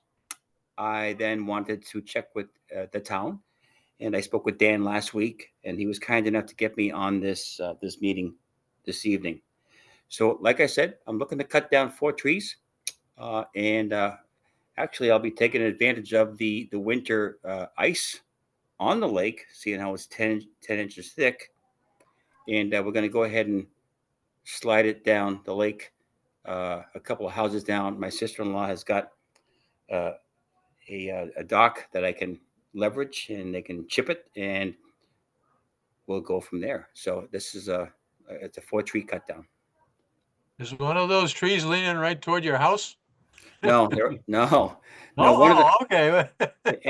and that's one of the reasons last year that one of the neighbors actually it was crazy. They actually, as I was out watching, it fell into the lake, and another one of these trees is just similar. So we're just very uncomfortable with that whole thing, and not just for ourselves, but anybody else in the lake. If that thing falls down, it's rather dangerous. So we're looking to do it not just for us, but for it's just a ominous looking tree that could go down in my mind any time. Oh, okay, Bill Rowinski, the plan is to to drop them onto the ice, correct? Yeah, they'll cut them. They won't drop them down directly onto the ice. They'll, however they do it, they'll cut it down. Kind of, it'll fall down to the ground. They'll slide it onto the ice and then drag it on over. Only because my land doesn't allow them to get access right down at the lake at this point in time. We just moved in Okay. here a couple of years ago. Yeah. If that makes Also, sense. are you planning, well, it depends whether the ground is frozen or not and how much you will disturb the ground. Are you planning to remove the stumps? No, Okay, not at this time. okay. I think it's the perfect time to take them down. Yeah, we haven't had Yep. this opportunity, right, folks, in these past few years. So Yeah. this is like, No. I Well, want to take advantage of it. the frost in my house is starting to come out of the ground, but then it's gone back in and gone out, come in, gone out. But your access problems, you really want to do it while you have the ice there. And it looks like it's going to start warming up pretty soon. So if you don't get it to do it, when do you plan to start this work? So the person I've got lined up is Chris Workman Tree Service. Yep. He's done some work around here, and in the next week or so, if we get the okay, I've actually gone out there and measured multiple sections, 30 feet out, and along the way, and it's all pretty much 10 inches. So it's really kind of very sturdy. Yes, I'd like to be able to in the next week. He thinks he can do it. Okay. All next week is going to be 13, 14 degrees at night, 11 degrees. You're Yeah. fine. It should be fine. Yeah, we're looking at the same thing. So we've got more than a week. 2 weeks. I'd like to be able to get it done next week. Yeah. Okay, I would entertain a motion on this unless there's further discussion. I move to approve application 01-25-04, 55 Crooked Trail by Peter Flaherty for removing of 4 trees on his property as a use permitted as of right under maintenance and enjoyment of a residential home. Second. Thank you, folks. We have a motion by Marla Butts, seconded by Mark Parker to approve application 01-25-04, 55 Crooked Trail for Peter Flaherty. Request the ruling use is permitted for use permitted tree removal as a use permitted as of right for maintenance enjoyment of property. Is that correct, Marla? Correct. Okay. Is there any further discussion? All those in favor signify by saying aye. Aye. Aye. Aye. Okay, so the approval is unanimous, so that the motion is approved. I have a question for Dan. What happened to 01-25-01 and 01-25-02?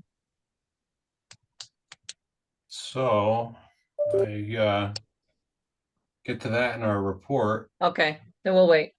Yep. We'll wait.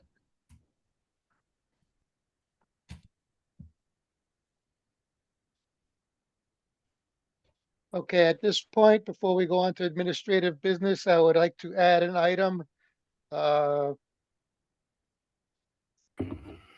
After between B and C, and that's election of officers, unless somebody would like to have it elsewhere, because I believe this is the meeting that we typically do that. Everybody okay with that? I'm okay with it. All right, so we'll need- proceed. Or you want a motion? Do you want a motion? I could give you one. I think we don't need to be quite that formal on this at this Okay. point, because it's administrative business. All right, Dan, why don't you go ahead with what you got, at least for A. On enforcement, it's the opportunity has been elusive this past month, but there has been a new development. One of those numbered applications that Marla inquired about is owned by Teresa Truong. So Teresa is applying for a permit at number 63. I'm sorry, 60 Indian Spring Road. At this stage, it's incomplete.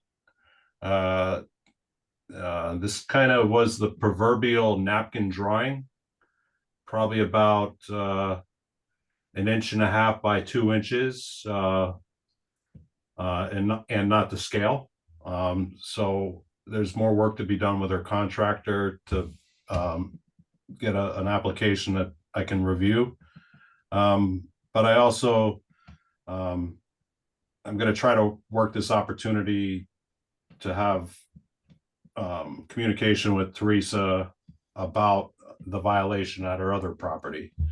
So I didn't get to the another mailing or a door hanger like I'd hoped to, but I'm hoping to have an actual conversation with her when she pays for this permit, because that's another factor of incompleteness and her current permit request. But I don't really have much more to say on the existing enforcement effort at 132 Indian Spring. But if anybody had any questions about that, happy to answer. Or we could move on to this correspondence. Well, let's Or move election. on to correspondence. Okay. We got a whole batch of deep permit applications for the use of pesticides in state waters. Wapaquasit Pond, Muddy Pond, Lake Bungie. and Witches Woods. If you look through them, you'll notice that Witches Woods doesn't appear to be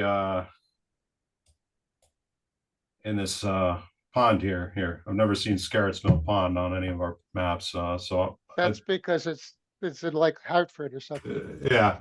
So I reached out to the applicant, and I'll be reaching out to Deep to make sure that this doesn't get a stamp. I don't know how they go through a review process on this, but this is obviously not Witches Woods Lake with that document.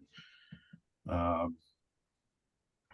included all those in the correspondent or attachment section of the meeting page, and I also included previous correspondence I've had with Deep about the commission's role in these types of applications.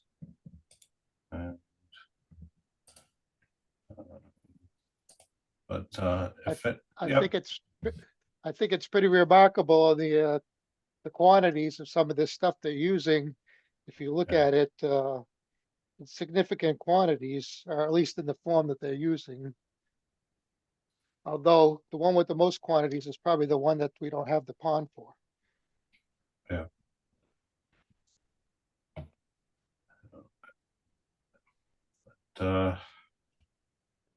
I'll have answers for or at least an update on the Witches Woods form for the next meeting. To if, is this activity in fact, is there an activity in fact planned for Witches Woods? Did somebody else get our application? I'll have an answer for the next time around. I did get correspondence from Deep regarding Johnstone Pond Dam, and this is a violation that they've issued here that I'm sharing up on the screen. I haven't had time to go through our wetlands records to know the history of this pond and the dam. I can't see it. It's so tiny on my screen. Is there a Ah. way? I can hardly. Does that help any? Okay. All right. I'm familiar with this dam, so I would like you to email me this letter. Okay. This dam was originally owned by a guy named Cohen, and Cohen had done repair work to it shortly before I moved into town, or about the time I moved into town. And he then subsequently had one of the engineering firms did they have to, because it's a Class B dam, or I'm not sure it's a B or a BB, but it drains down to Dr. Luby's pond, the one we saw last year, the outflow from this. And he had an engineering review of it. They have to, I think every 7 years, have it inspected by a Connecticut licensed engineer. And there was some maintenance work, I think, that was done on it back when Mr. Cohen owned it, after he had some reconstruction before I had moved into town. So there are new owners now that are the Augers, and I'm not sure what this is about, but since it's across the street from where I live, I can't see the dam from my house. I can only hear the water going over the waterfall on occasion.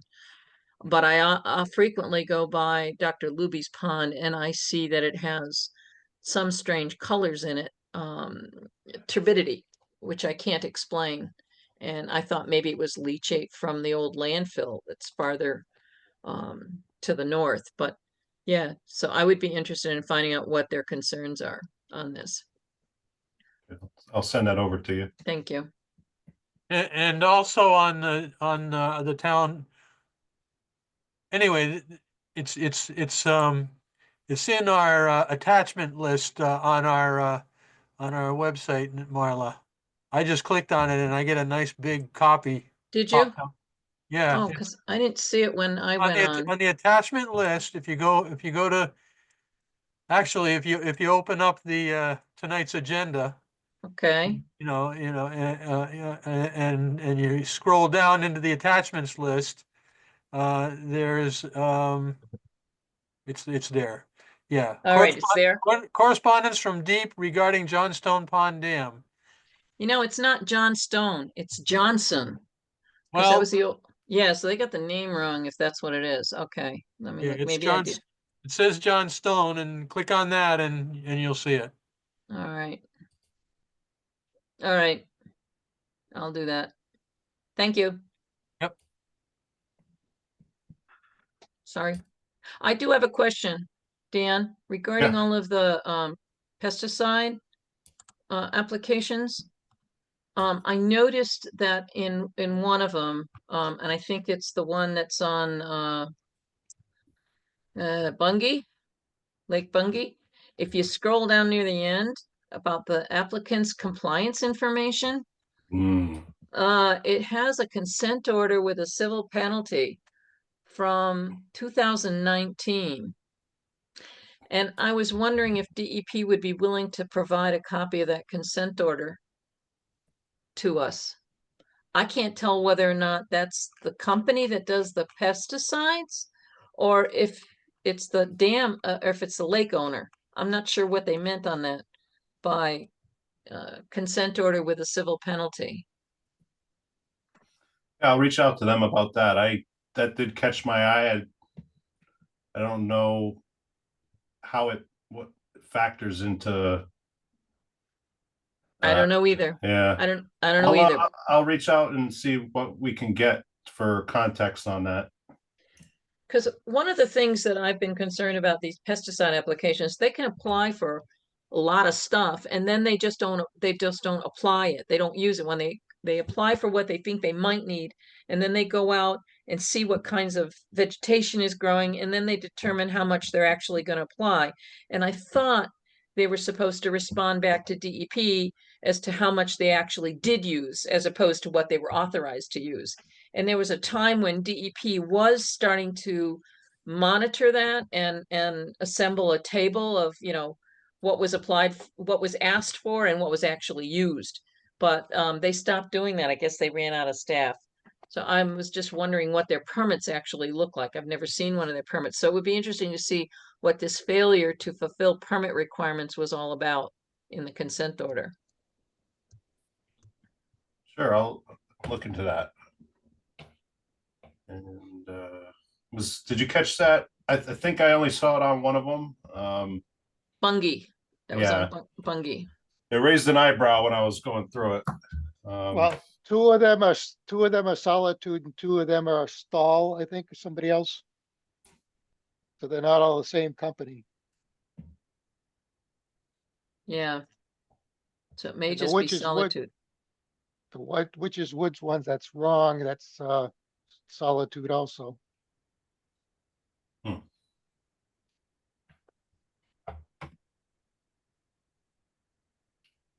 Was there any other questions about those?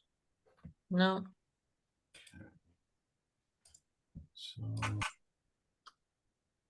So, Chief David Elliott.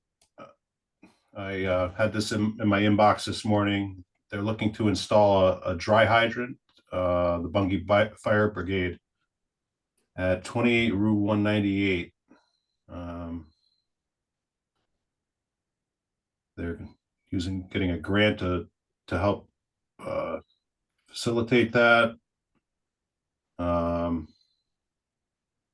He doesn't believe anything needs to be done. He just wanted to verify that and make us aware of the installation. And he referenced this House bill and Public Act. I don't know if that factors in. Do we have a history of reviewing dry hydrants? Yep. If they're going into if they're going into a water course, we did one up off of I want to say it's a couple years back. It's a use permitted as of right. Okay. So it's just simple, file the form, there's no fee, and we give it our blessing. They have to have a drawing. Engineered? No, Okay. just show us where Upscale. they're going to put the dry hydrant. Okay, I'll reach out to them and try to get this as business for the next meeting. Yeah, because I believe it's a section of the statute. It's not in our regulations, but it's in the statute. Okay, so it's Or- not, it's a use permitted as a right, but under a special statute. It's under the Inland Wetlands and Watercourses Act. It would have been assembled. I think if you look at, I don't have it up on the screen. I'd have to look at it again, but yeah. It's in the statutes. It would have been a special act that got incorporated into the Inland Wetlands and Watercourses statutes. Did you see that notation about that public act here that I have highlighted? I don't see your screen. Okay. I you only don't see you. Okay, sure. Sorry about that.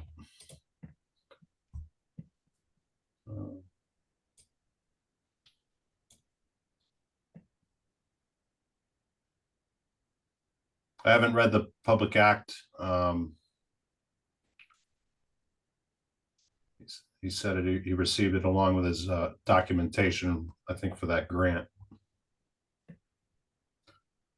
But I can review that public act and let you all know what it means. But operating on the assumption that this is use permitted as a right, I'll try to work with them to get this as business for our next meeting. What was the public act number, Dan? Public Act number 11-184. Okay, I'll look it up later. Right.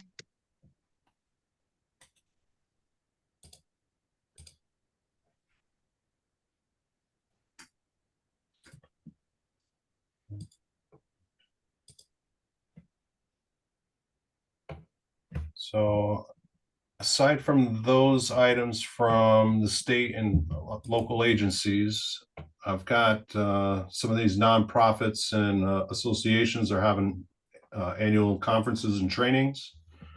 I believe I emailed you all a link to either the brochure or the online form.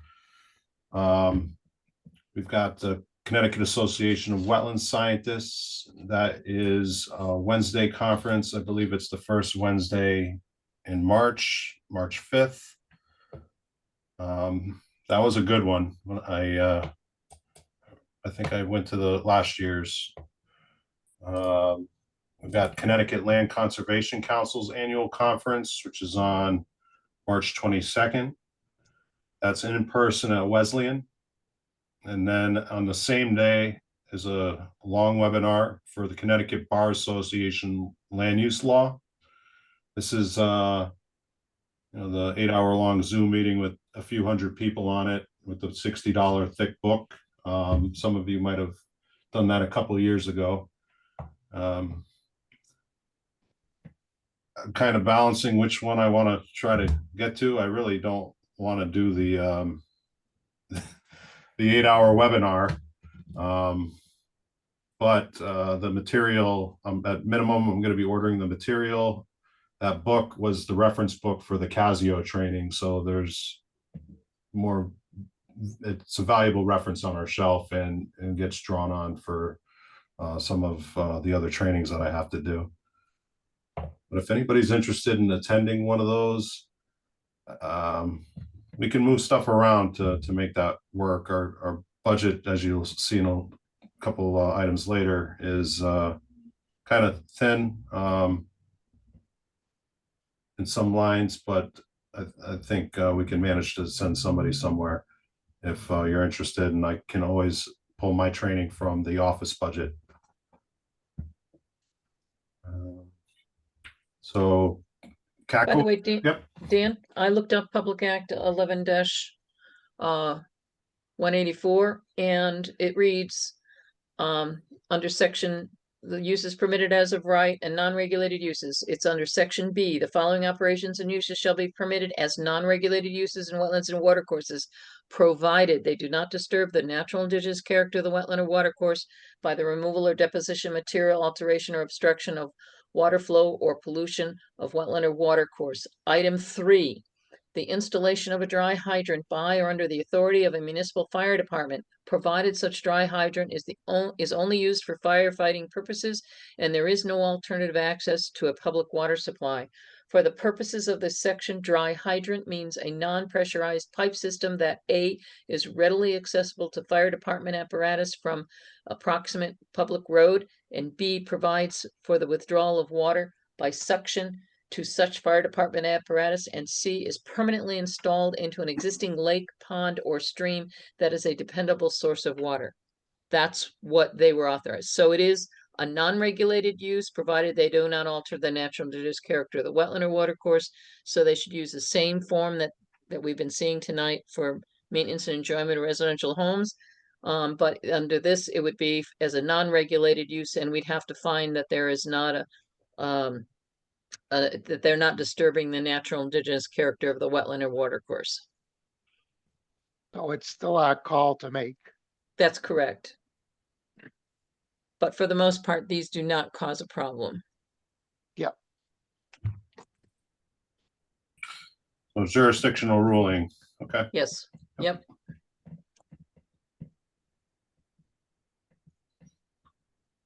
Okay, so got a couple newsletters posted up there. The most recent CACWIC was finally sent around, fall 24, and Deep's Municipal Connections.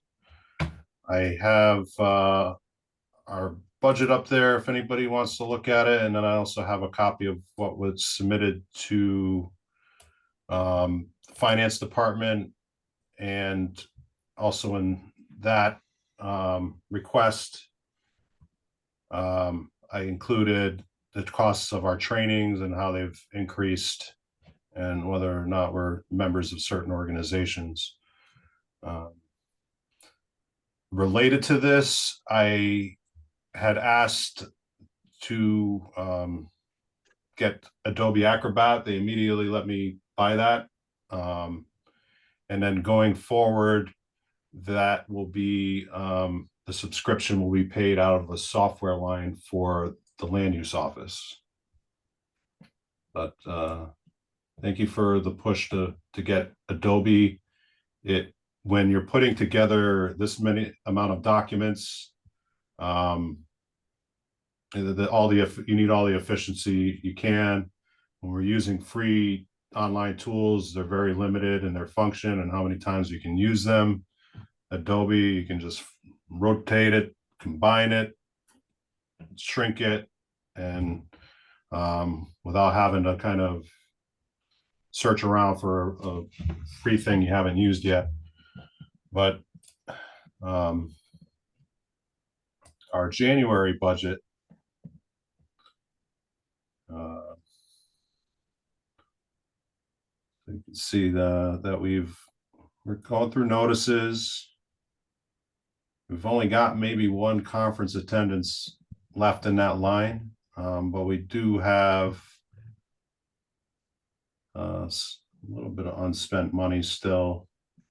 I don't know if we're going to max out our notice line this year in this current fiscal year. We're already halfway through, but I still think we could manage to make it work if somebody is interested in attending a training. And if you are, let me know and we'll make it happen. Okay. I don't know why this came up twice here. Let's see what that is. I think they're both the same. Yeah. So some of this I mentioned, and this is pretty brief. We have taken in 4 applications in January. We looked at 2 of them tonight. We tabled 1 for the work at Loyola on the lake. We reviewed that use permitted as a right for the trees. One I mentioned briefly, there was an application for another property of Teresa Truong's that's incomplete. And one application that I was able to review and approve myself as a wetlands agent approval was a rebuild and expansion of an existing deck, which is, the notice is scheduled. I offered that approval on the 28th of January. That notice is scheduled to run this Thursday, Friday edition of the Woodstock Villager, and it will be under appeal through the 21st. I also, following the January meeting, issued my agent approval for the 5-lot subdivision for K&M Villa Estate with conditions. I'm sorry, I don't have it listed there, but that one major condition that if any of the lots were to sell, that the permits are not transferable, that they'd have to come back for permitting if there's new ownership. That notice was published on the 16th of January, and the appeals period ended on January 31st. It's scheduled, the subdivision is scheduled for public hearing at Planning and Zoning on February 20th. February 20th is also the same night as the public information meeting that's scheduled for the cell towers. There's some information online, links to the technical reports and their cover letters.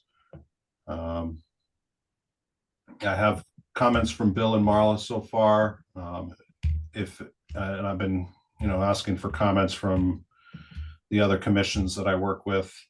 Only probably about 5 comments have made it in so far. So we have some time, a couple weeks, if you have more thoughts on that.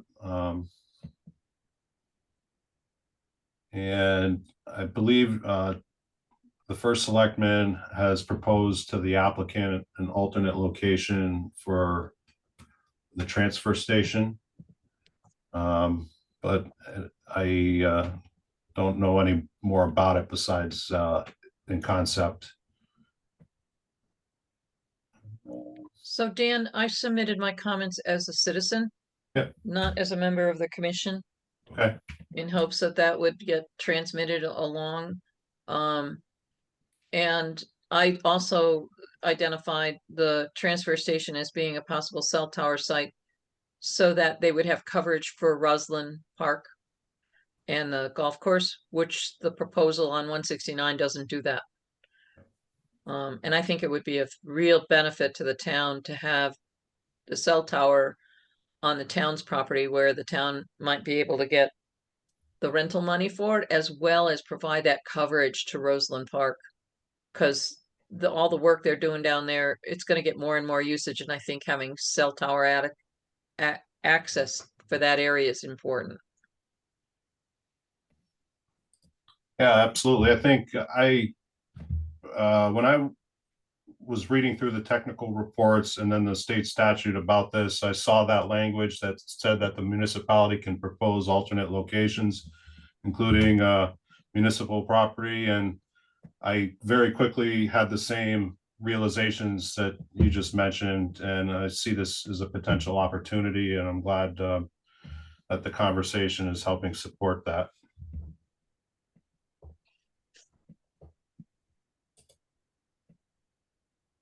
But yeah, forward them any which way, and we'll get them to where they are going to get heard. So we've got a lot of correspondence here. Bill wanted me to have our POCD correspondence and posted so everybody's got all the same materials here. I tried to put them in a chronology here, somewhat, and minutes also from the special meeting that you guys had in December, and some comments that came in from Marla over the weekend and today. If you want to pause there, Bill, and talk about any of this. Well, time's starting to get kind of late. It might be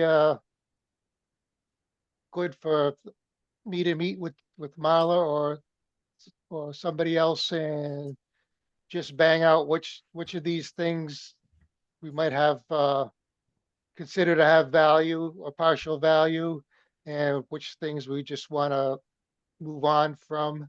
So we're not looking at the same thing over and over again, and we're getting a lot of expansion here of different documents that it's we kind of have to spend some time weeding out kind of a plan on what we want to try to include and what's of value in this whole list to include. If that sounds like a reasonable thing, anybody, Bill, if we're gonna meet, that's gonna be a special meeting. well, I'm just saying it could be just me and you for start. I don't know how much Mark or, Technically, it's still a special meeting when two get together, whether it's a quorum or Okay. not. But I Okay. wouldn't have any problem if you wanted to have a special meeting like we did for the survey. Yep, I don't have a problem with that. Yeah, well, and Marla, the one that you sent today, regarding climate resiliency, I took a look at it, and I created my own separate document. I have some recommended additions and changes to it. I put it in track changes. So do you want me to just send that back to you? And Well, it's kind of, how quick do we have to get our comments back? Bill, do you know when, or Dan, do you know when we have to have them back? Because they're trying to pull together a committee. yeah, I'm not sure. But you had some correspondence, I think, about from the um, state POCD or something. Did you submit it? Is that part of one of your documents? Okay, well, maybe this is the one. Yeah, Oh, that's for the, I believe in this document on the screen, for Selectman Paquette is seeking people, ideally different committee members across the different commissions to join the POCD.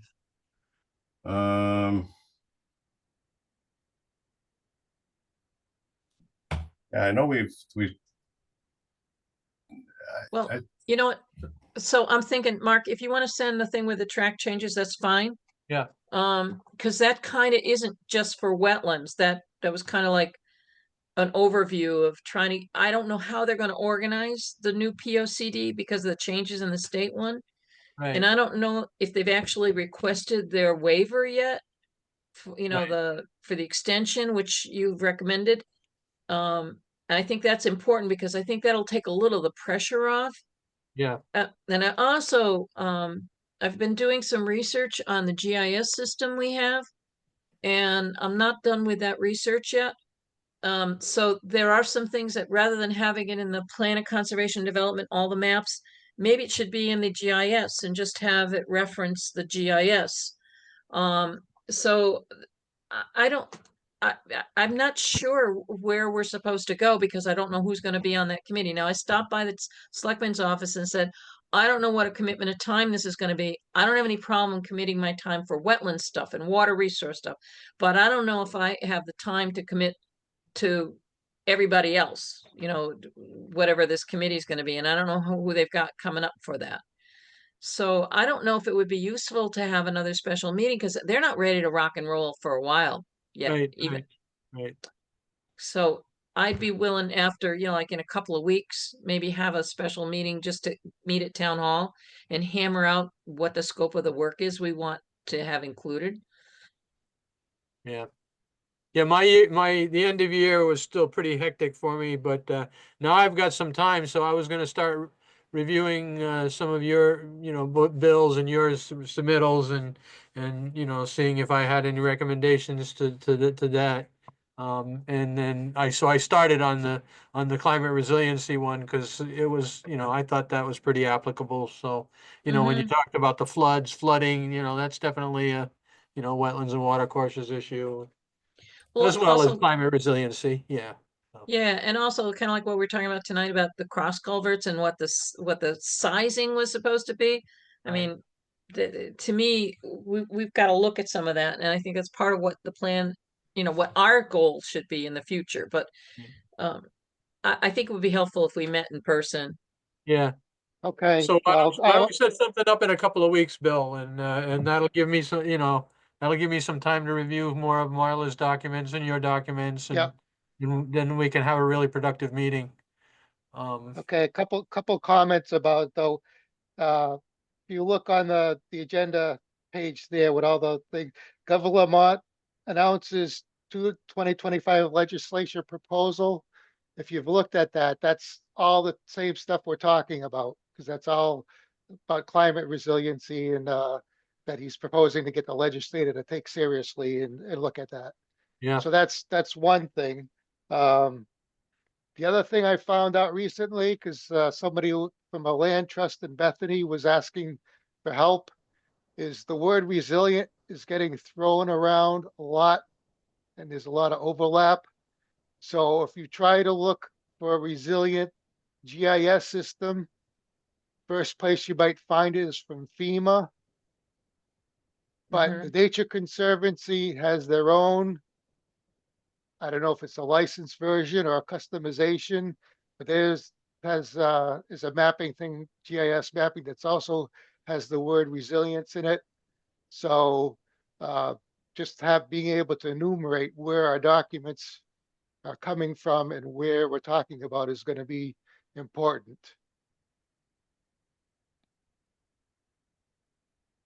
So So does I've got open, let's see, the week of the 17th and pretty much the last 2 weeks in February.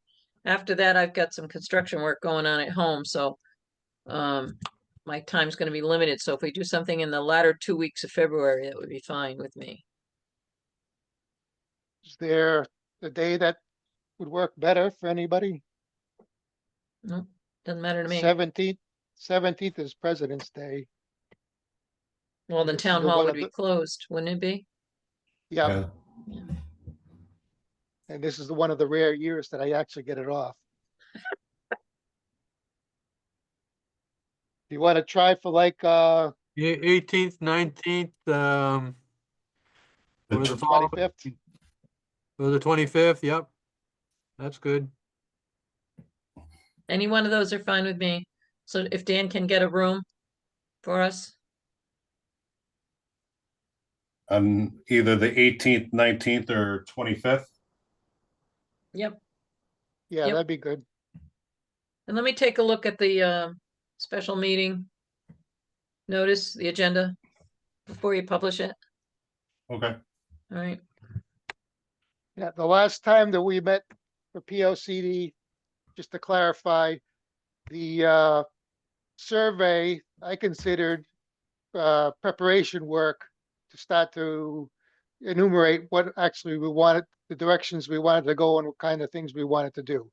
So, and we did get to talking some more in more detail about POCD later on in the meeting, but that I think that preparation work was of doing the survey was important to that work. All right, so we'll do that. So we don't need to talk about that tonight. Right. Yep. Yep. Okay.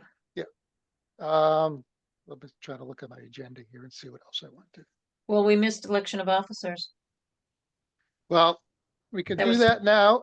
I don't know if anybody has any ideas of doing something different.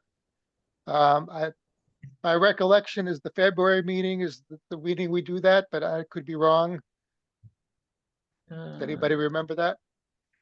Let me see which one do I have? The bylaws tell you what you gotta do. So we hold might on. have missed it then.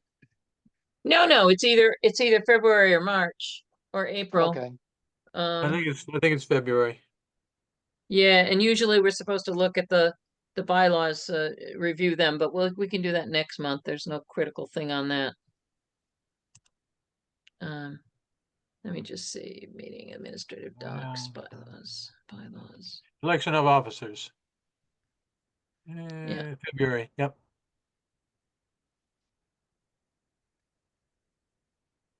Yep. February meeting. And the bylaws are to be reviewed and made part of the minutes of the meeting, but we won't do that this time. We can table that. The review of the bylaws. Yep. Shall we have official motion on that then, on the tabling? I move to table the review of the bylaws to next month. Second, A motion by Marla Butts, seconded by Mark Parker to table bylaw review till the March 2025 meeting. Does anybody have any further comments? All those in favor signify by saying aye. Aye. aye. Aye. Okay, so it passes. It's unanimous that we will table that. Okay, Election of officers. Go ahead. Marla, you had something? I'm just wondering how she's gonna put this in the minutes. So is that gonna be coming under correspondence? Or is for that motion? No, Bill had suggested to add an item in administrative business, so I just added it in there as an extra item, and it'll be under that election of officers. Okay, thanks, Amy. Yep.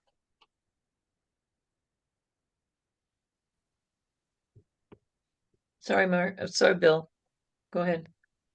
Okay, so does anybody have any different desires for who shall be which officer? No, I'm good. I'm good Mark, with what I've been doing this past year. Okay. So, Stuart, do you have any desire to change your Oh, involvement? I don't know how it would change. As far as being an officer, you could take over as chairman if you want. No, thank you.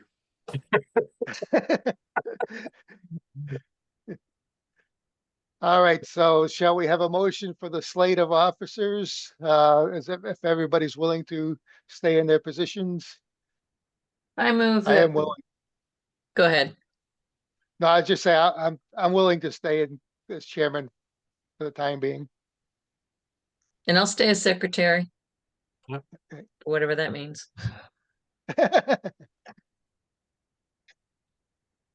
So, Okay, I move that the chair cast one vote for the current slate of officers to continue for another year.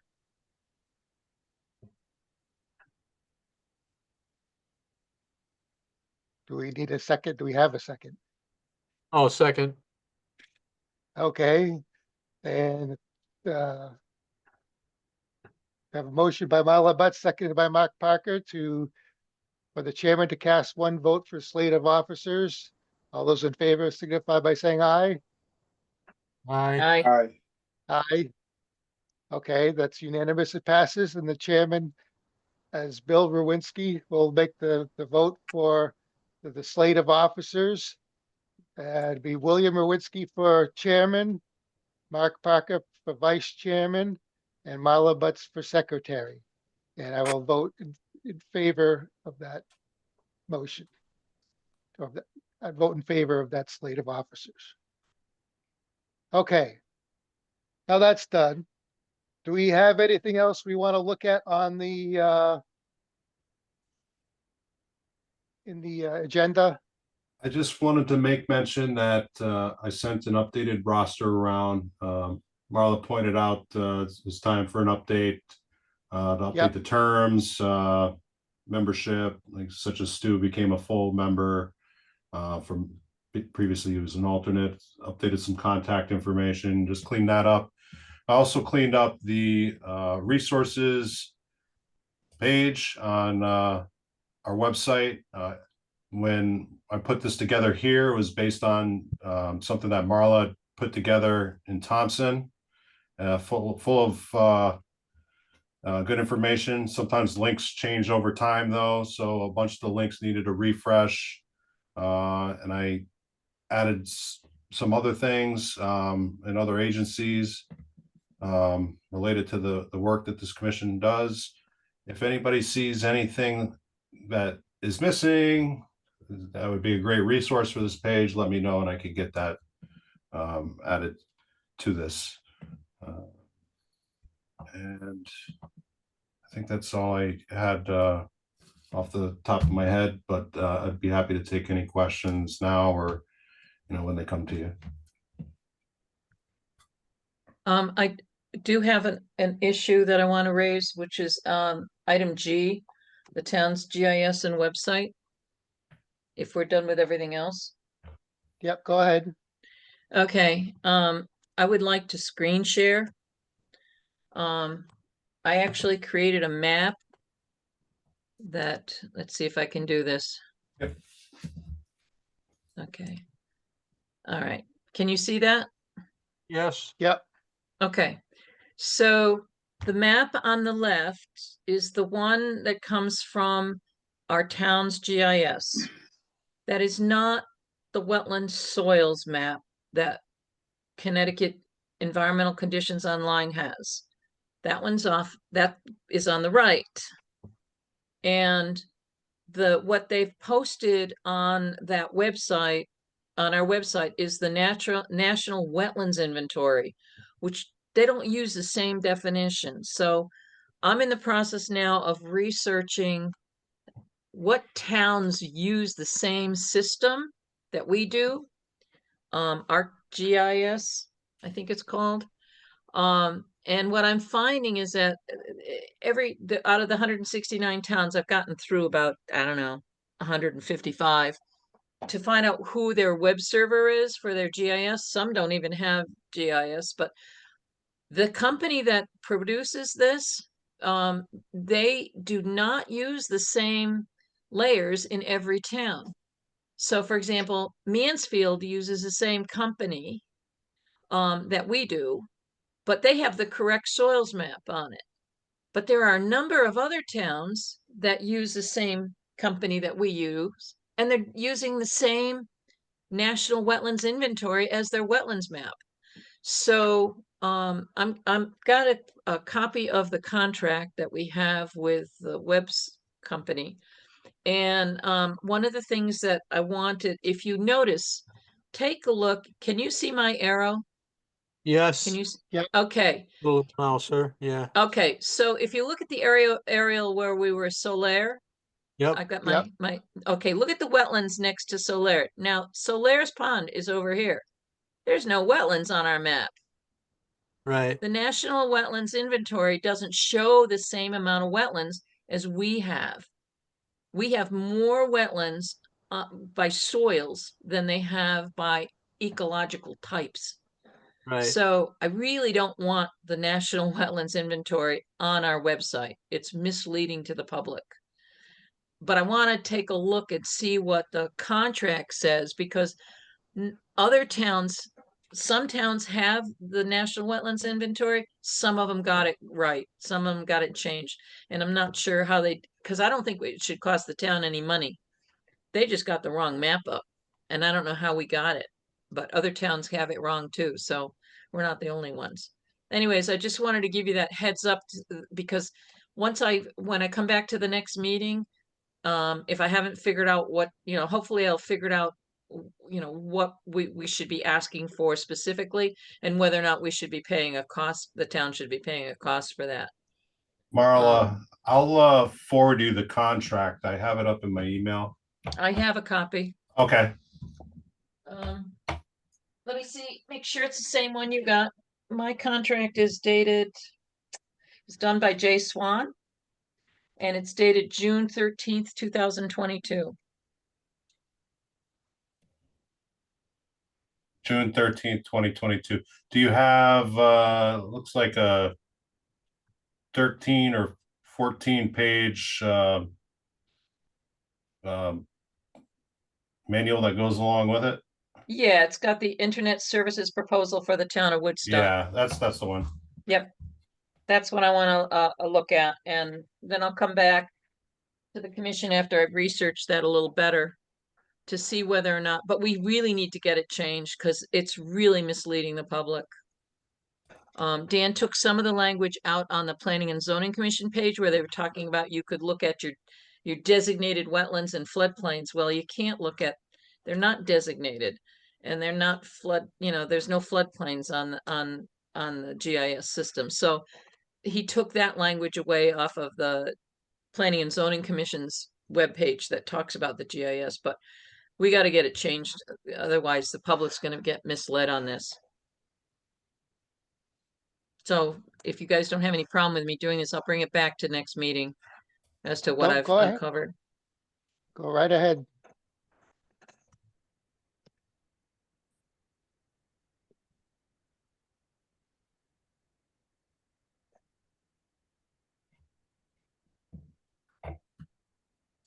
Just one other comment that it was on one of the GISs I looked at.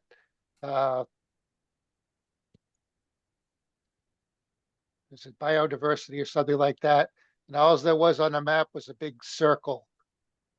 So,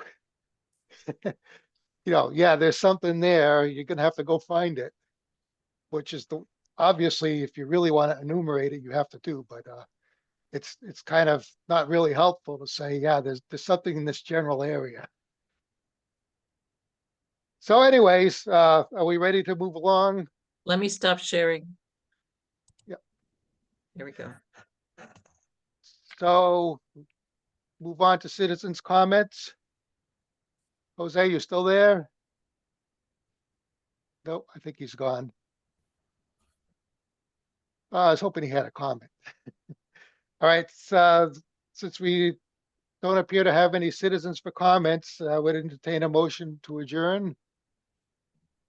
I move we adjourn. Come on, Stu. You can do it. Go ahead. I suppose. I second the motion. There you go. Okay, motion by Welcome Mark back, Howard. Parker, seconded by Marla Butts to adjourn the meeting. All those in favor signify by saying aye. Aye. All right.